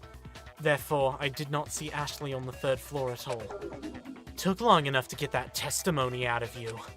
But in that case, Ashley really is the only possible person to have encountered Cyrus in the smoke lounge. Therefore, we can assume from the appearance of the room that Ashley and Cyrus fought in the duration of time between the third and fourth shot. No way! The smoke lounge was in a state of disarray, but the casino wasn't. Ashley's body was found in the casino, so it's possible she never even set foot in the smoke lounge. No, there's no visible evidence of the two fighting. Echo knows very well there were clear signs of strife. The glass. A new tactic is in order! Echo, your judgment is clouded, and I think you know that. There was glass and blood littered near Ashley's unconscious body in the casino that could have only come from one place. The casino itself was spotless, free of signs of struggle. The detritus leading from the smoke lounge to the casino, however, tells a different story. With all these facts in mind, let's review.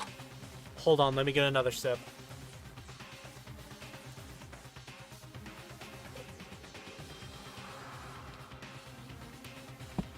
We've discovered everyone's paired alibis. Hold on. I was a bit hasty there. We've discovered everyone's paired alibis. Missy's room activity and Echo's entrapment in the art gallery in relation to the gunshot timeline frees them from suspicion. We also determined Cyrus was the one who was initially wielding the gun, and that Ashley had plans to counter Cyrus's scheme. In the small period during which Ashley and Echo were separated, a struggle occurred between Ashley and Cyrus in the smoke lounge just across the hall, resulting in the disorderly state of the room.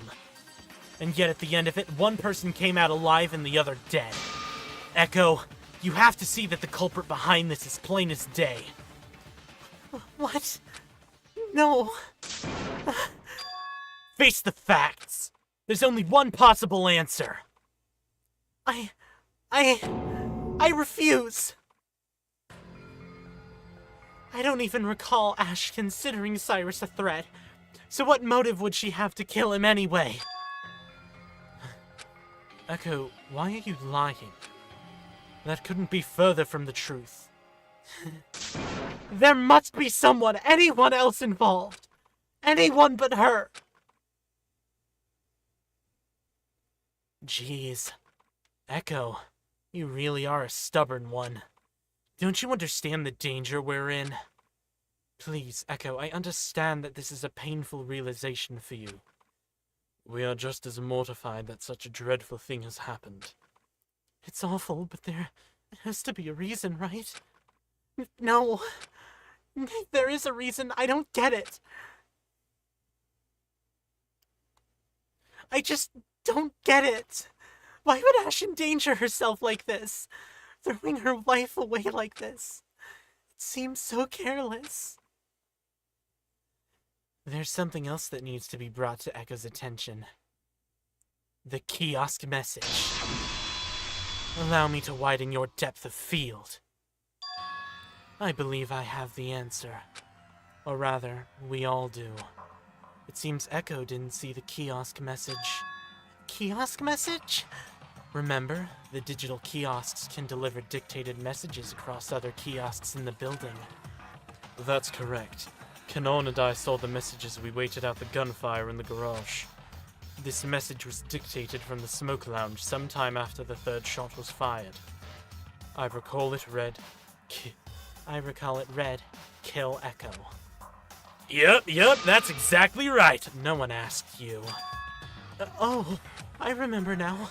Lyle and I saw the second floor kiosk light up while we were running by. Come on! You heard the gunfire too, right? So far there have been 3 shots, but where the hell did a gun come from? How should I know? How should I know? Hey, slow down, I can't keep up. We can't take our sweet time in a moment like this. Lyle, look! The kiosk, it's displaying a message. See Cyric, kill Echo. Oh. The smoke lounge! That's on the 3rd floor! I never saw such a thing, but it's awfully damning in what it is implying. I concur, it's quite a pointed message. In that case, we can assume That Echo might have actually been Cyrus's intended target. Echo, Ashley didn't endanger herself out of carelessness, but for your sake. She threw her life into the fray to keep yours safe. Then, there should be little doubt that the 4th shot must have been the one to kill Cyrus. The shot that fired after Ashley left Echo's side. I don't understand. Why for me? I'm not like the rest of you. I'm no ultimate student. I can't survive the strife between ultimates. I don't have skills or talents to offer the world. It should have been me, at the opposite end of the gun.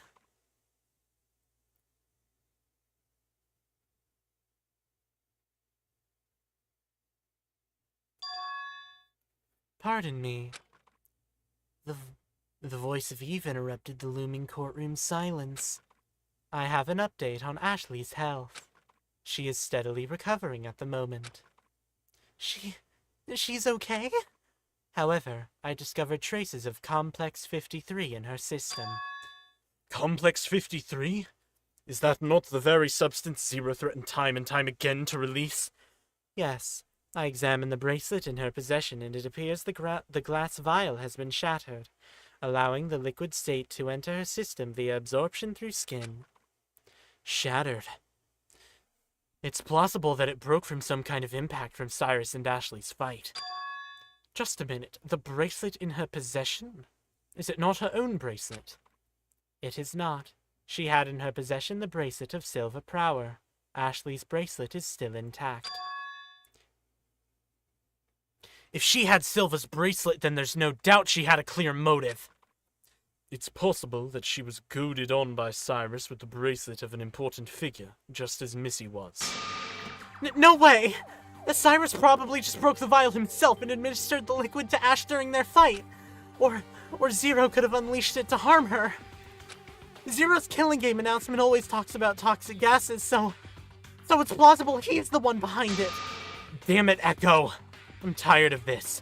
You still refuse to accept the reality of the case? Zero can't have done it, and I'll tell you why it's simply not even up for debate. I was testing the rules earlier this morning, right? Rule 4 states that breaking major assets is strictly prohibited, but nothing happened all day.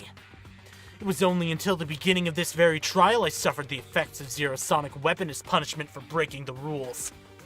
If he waited until we entered the trial grounds to punish me, why would he unleash the Complex 53 toxin if there weren't any signs of Ashley breaking the rules? Zero, did you or did you not release Complex 53 onto Ashley? I'm gonna get another sip.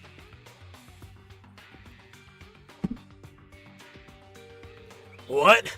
I'm only the arbiter of this game. Answer! Nope, didn't do it. No, this can't be. You still don't get it? We've been running around in circles in this trial because you vehemently refuse to face the truth. Don't you have any value in your life? Your lapse in judgment is what'll get us all killed.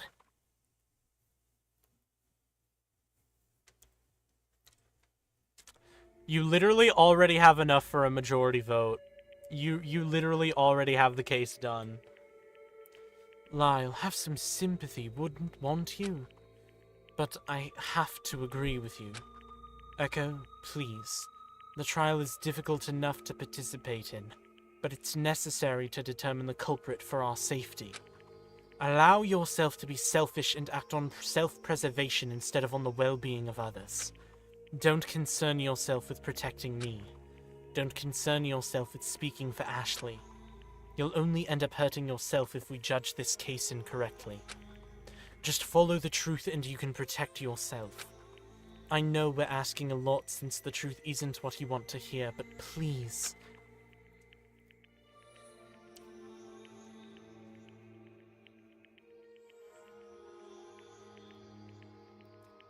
Protect myself? What did that mean? I thought I had to protect Missy on behalf of Trust. She placed her faith in us, after all. And I had to protect Ashley because she's my closest friend, but myself? I felt stuck. I know Missy didn't kill Cyrus, I just know it. And it was impossible for anyone else to have killed him, so the answer was clear as day. I just didn't want to accept it. But by doing so, I was drawing out this trial for my own self-indulgence, and dragging everyone else through this hell. I've forgotten the reason we're here. To save ourselves. And I've purposely suppressed the fact that there was something on the crime scene that solidified Ashley's involvement.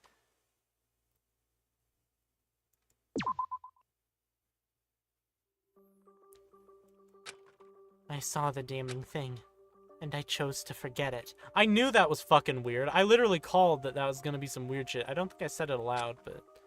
Yes, the weapon was undebatable. The culprit had a motive. The struggle showed traces of her involvement. The person who fought Cyrus and eventually won is... Ashley Westbridge killed Cyrus Sirik.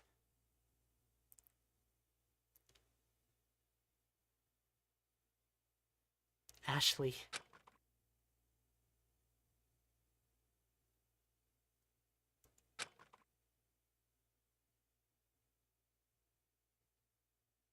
I'm gonna take this lull in conversation to assume you're all done discussing the case, yeah? After all, it was pretty obvious from the start. Well, whatever. This is your space anyway, so without further ado, it's voting time! Again, it only lets you vote for who did it.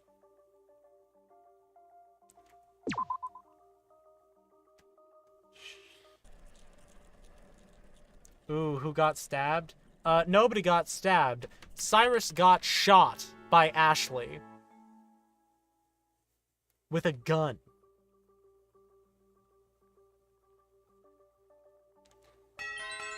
Ding, ding, ding! Yes, the culprit responsible for the murder of Cyrus Sirik is none other than the ultimate jockey, Ashley Westbridge. And almost all of you all voted correctly. Luckily, majority rules, so it's punishment time! A revolver, yeah.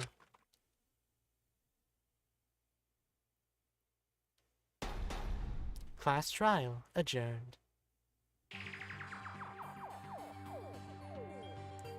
Wait, what did you mean by that? Almost all of us voted correctly? Well, I guess it's my fault for not mentioning that not voting is a big no-no. But voting should be common sense. You have a responsibility to make your voice heard. Lives are on the line. Or something like that. Missy would know. Don't rope me into this asinine argument. Think of it this way. You're voting for the lesser of two evils. Punish one person for committing a crime, or punish everyone for being ignorant. But I could see in Echo's face that they figure it out, so I suppose I'll call it a vote.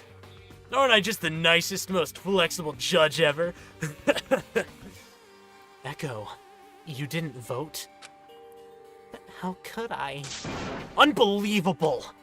Everyone's lives are at stake and you still had the audacity to protect the culprit? You're a hopeless case, Echo. I don't understand how you fail to recognize the weight of our actions. The truth was glaringly obvious, yet you continue to turn away. You have no perception of consequence. How dare you refuse to give your all in order to save yourself? Why are you attacking me? This thing that just happened to my best friend, it's awful. Don't you know how I feel too, Lyle? We've already lost 3 friends. Why does this cycle keep turning? Of course I know how you feel, but it's pointless to let things spin out like this. That's why I'm trying my best to solve this killing game. I don't need you turning your cheek away from reality. That'll only make things worse. Damn it.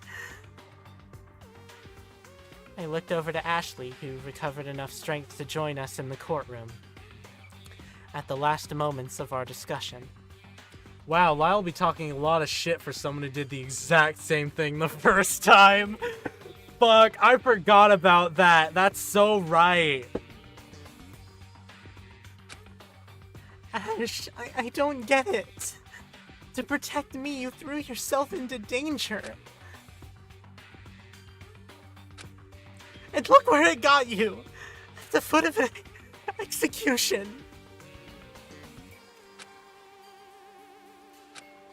Ash, you're such an idiot. How could you do something so careless? What the fuck?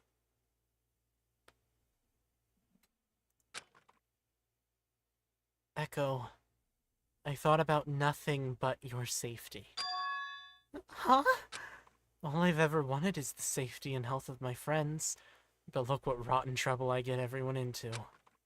First Silva, and now Echo. Maybe it's better like this. Echo, you don't have to worry about me anymore. Thank goodness, right? If I was in that trial, you wouldn't have budged and you might have voted Missy off instead. At least you know you can trust her. What are you saying? I thought that if I could remove a threat from this horrible game, my actions would have been all worth it.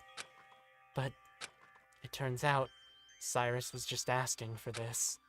Cyrus used Silva's bracelet as a show of threat, that the reason he had it and Silva didn't was because Cyrus has said that he had eliminated him. Isn't that right? He said the same to me when I received my additional bracelet. Cyrus, ultimate confidential informant, knew things we would soon rather forget, and he used that information to get under our skin. I told you he's someone to be wary of. So Ashley essentially lost us the Preservation Project's mole? What if he had information that could have gotten us out?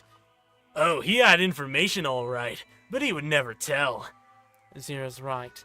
When I confronted him to inquire about his facade, he kept dodging my questions. He was acting so odd. And as it appears, his strange behavior went all according to plan. He was acting suspicious to invite someone into attacking him. And I completely fell for it. But I felt terrible after, because when he collapsed, his aggressive facade faded and he laughed. He was glad. Yes, Cyrus fully intended to take someone down with him. Cyrus fired those initial 2 shots to draw attention. I arrived on the 3rd floor with Echo. I ushered Echo into the art gallery and bound the doors with rope from the climbing center. I confronted Cyrus in the smoke lounge and he fired right away. The 3rd shot was a near miss. Cyrus! Not a step closer, Ashley. Unless you'd like to end up like your friend Silva. What do you know about Silva? Oh, I know everything there is to know.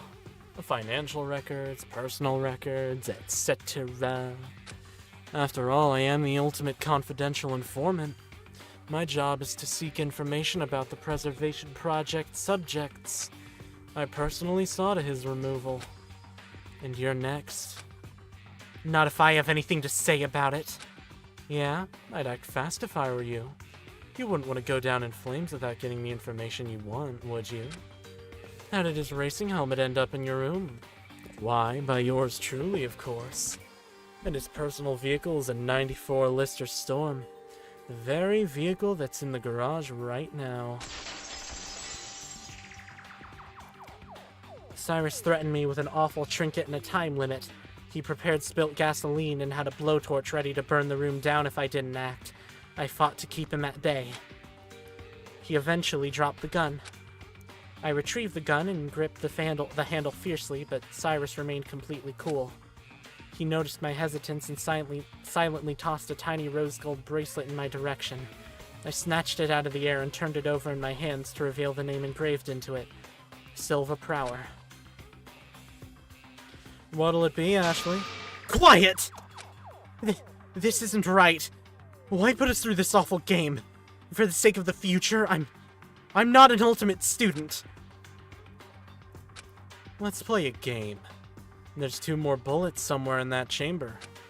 If you fire and I live, I'll let you walk away scot-free.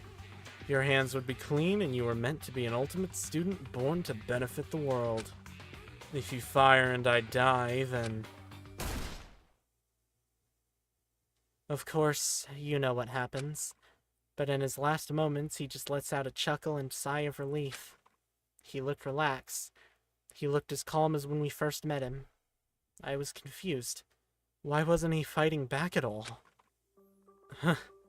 You're a tough nut to crack, you know. What are you doing? I'm trying to save you! I know I took a chance with that shot, but there has to be another answer. The Preservation Project is a miserable organization that I contributed to.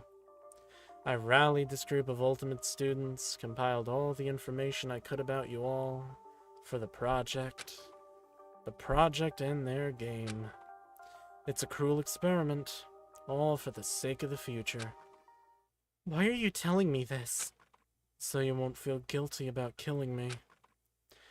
But how could I not feel guilty? There could have been some other way to get you out of this mess. Cyrus, I don't understand. Why did it have to come to this? Because I thought I had immunity from the game. But when Zero called me out for my cover talent, I knew something was wrong.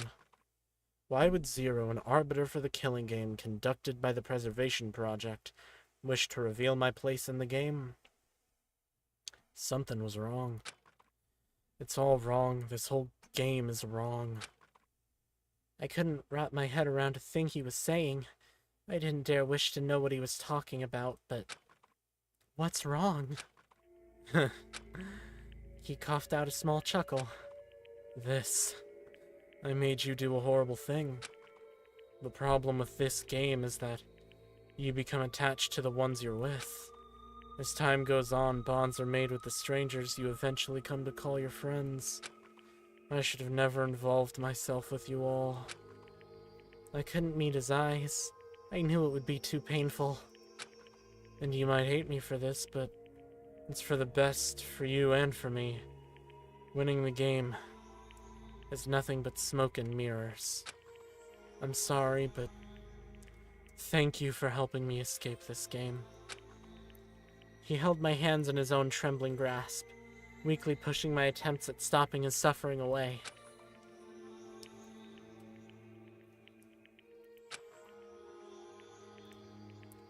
After I shot him, I knew immediately what terrible fate I found myself in. I was tethered to meet the same end the moment I fell into his trap.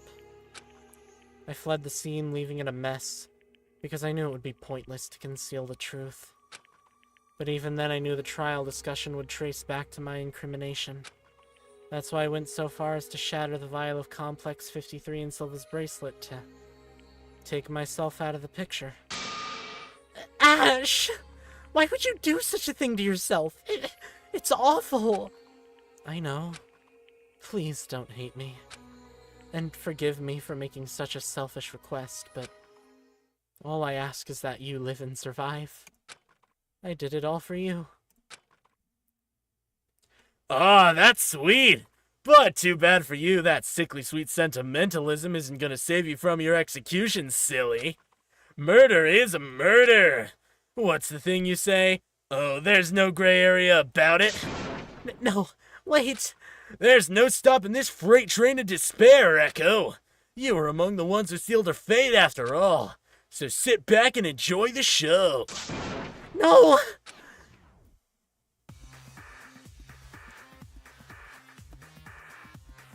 Whoa! Ashley's hand slipped through mine. She disappeared into the black as I collapsed over myself. All I could do to pull myself up was keep my focus squarely on Ashley as her horrified visage was projected for us to grimace upon. I tried to soak up my final moments with her, even though I knew they were going to be gruesome. Ashley was chained to a metal post. An industrial whirring spun in my skull as a set of arms began to wind up. Clenched at the end of each arm was a horseshoe. Ashley was bound in the direct path across the massive grinding machinery 40 feet away. Ashley's expression was taut. There was only one way out of this game for her, and it was winding up in front of her, just a few paces away. The first pitch was thrown. The light clink as the arm released a horseshoe made my heart drop. It missed with a full thud on the dirt behind Ashley. The second, third, fourth, sixth pitches were thrown with wild abandon, as if purposely missing to prolong my own suffering. The anticipation was miserable. Ashley's gray, sorrowful eyes seemed to meet mine from within the projected screen. I couldn't look any longer. I felt sick. I turned away in agony and I heard the distinct sound of a pitch breaking bone. Ashley Westbridge, Ultimate Jockey, execution by horseshoes. That's such bullshit! She should have gotten, like, trampled by horses or something. She should have been forced to, like, ride a horse into, like, some sort of fucking spike pit or something.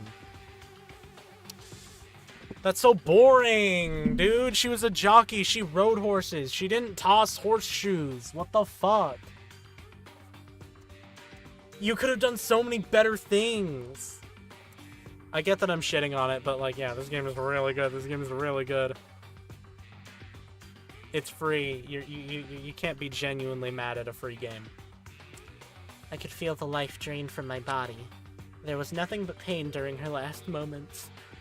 The pain that destroyed her body, and the pain that stung in her heart. Where's the wahaha? Where's the wahaha? Come on, bro. Come on, bro. Where's the KG Shinogi laugh? Oh, it's so satisfying building up all this hope and cheer to eventually strike it down with a decisive kill. Gotta take another sip.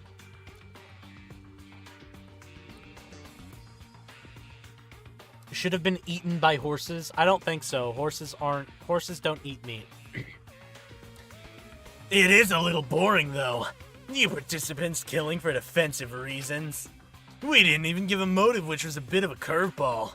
But interesting that a murder occurred nonetheless. Well, I mean, I suppose I did put Cyrus on blast for conniving with the Preservation Project group. He got in the way of the game after all, so I guess it was beneficial for me in the end. The whole trial made my head spin. I felt wretched. I stared at the floor. Not a breath was heard from the others. They seemed just as stunned into silence. And in the depths of our devastation, Eve's silvery voice crept in. I beseech you all to keep the memory of your friends close. It's awful. I don't want to remember this. Remain strong.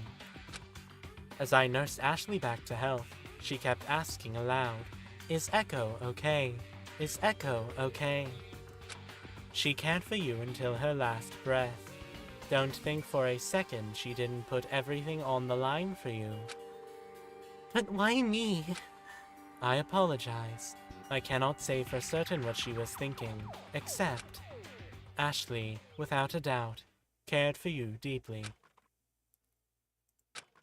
As difficult as it is, cling to what remains of Ashley, her memory.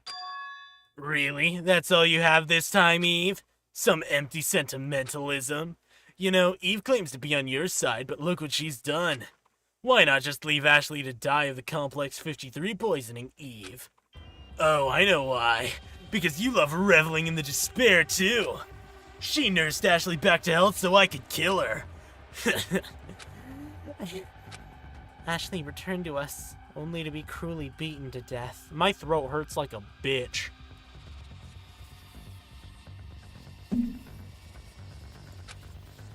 That moment, that shred of relief, it was so quickly quashed, and it was so quickly mutilated into twisted dark feelings. How pathetic. You'll never end the game like this. You'll fail once more. Despair will triumph over hope yet again, Eve. And it's all your fault. Zero and Eve warped away, and the courtroom was engulfed in silent darkness once again. Echo, Missy's voice was a whisper. She laid a gentle hand on my shoulder. hey, let's get you out of here.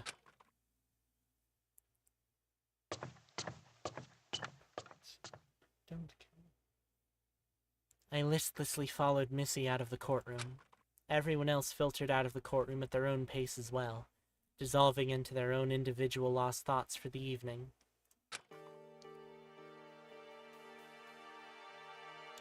Without a single word, Missy led me down the living quarters hall to my personal room. Before I entered, Kanan stopped me out of nowhere. Ahem. I realize that must have been hard for you, Echo. But, here. Just take this.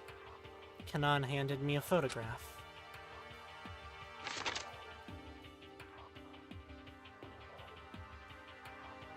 It was a photo of the students gathered in the atrium. Everyone was in the photo except me and Kanan. I took this photo on the first day. It was after the first Killing Game announcement. After the Killing Game announcement? I recalled the moment in time. I went to my personal room after declining Ashley's invitation to use the spa lounge with Pandora. Debatable, she's tall.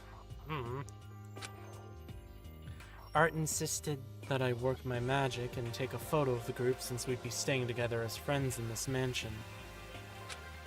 Despite that awful announcement, he still wanted to take a neat, pleasant picture.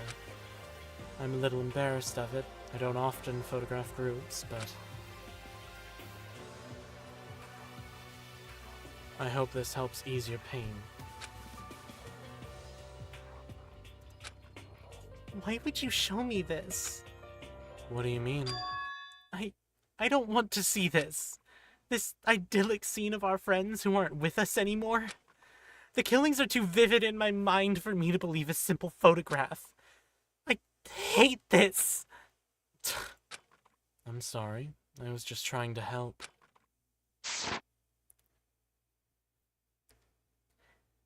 Kanan tore the photo in half. Happy? Kanan spat her final remarks with a huff before sulking off, her footsteps heavy on the carpet. Missy picked up the pieces of the photograph. That was awfully cold of you, Echo. What do you want me to do? I mumbled. I have nothing to offer the world as an ultimate. I can't do anything. I feel like I lost myself in that trial. I had to detach myself from the people I care about. For what? The truth? I just scoffed. After all, it was Missy's fault a gun was introduced to the group. It was her fault the gun fell into the wrong hands. Her fault I lost Ashley. I'm calling it right now. Echo's gonna fucking kill Missy. Missy sighed softly. It was never my intention to get Ashley executed. I shrugged Missy away. I didn't want to listen to her. I went to my personal room. I sat on the bed. I sat and I cried.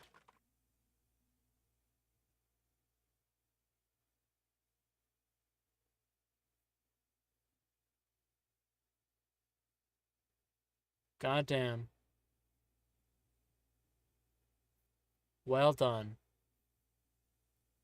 Art and Ashley, they did a horrible thing for their friends.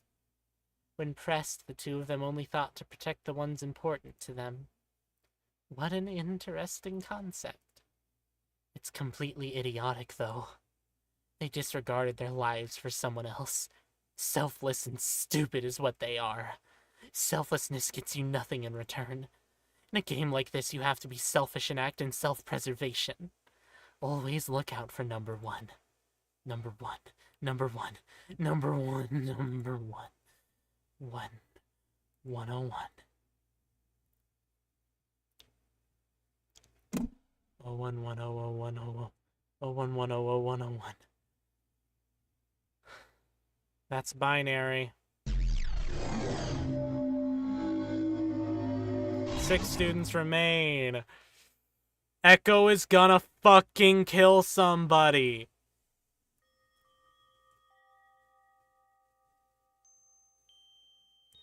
Am I in your Discord server? I don't remember. I mean, you can always click the link in the description and find out.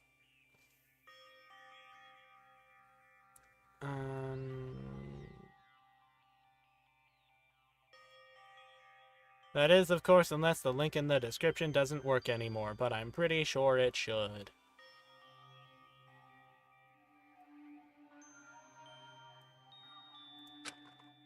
Chapter 3. Alright. I'm gonna save in here because, I want to know what happens if you choose not to trust her later on. But, yeah. Seeing as we've gotten to chapter 3, we are going to end the stream here. It's probably gonna be, okay, hold on. Okay, so it's Monday. I need to give my voice time to rest. It took me like 2 days to stop feeling pain last time. So that would be Thursday. Yeah. Alright. We're gonna do chapter 3 on Thursday. What time? I don't know. So, yeah, that's it. Let's go to the main menu, and, if you enjoyed the stream, please remember to like, comment, subscribe, join my Discord server to get pinged whenever I do anything. It's kind of a ghost town in terms of conversation, but if you ever have a question you want to ask me, feel free. Yeah. That's about it, so fare thee well, my rats and rodents. Goodbye.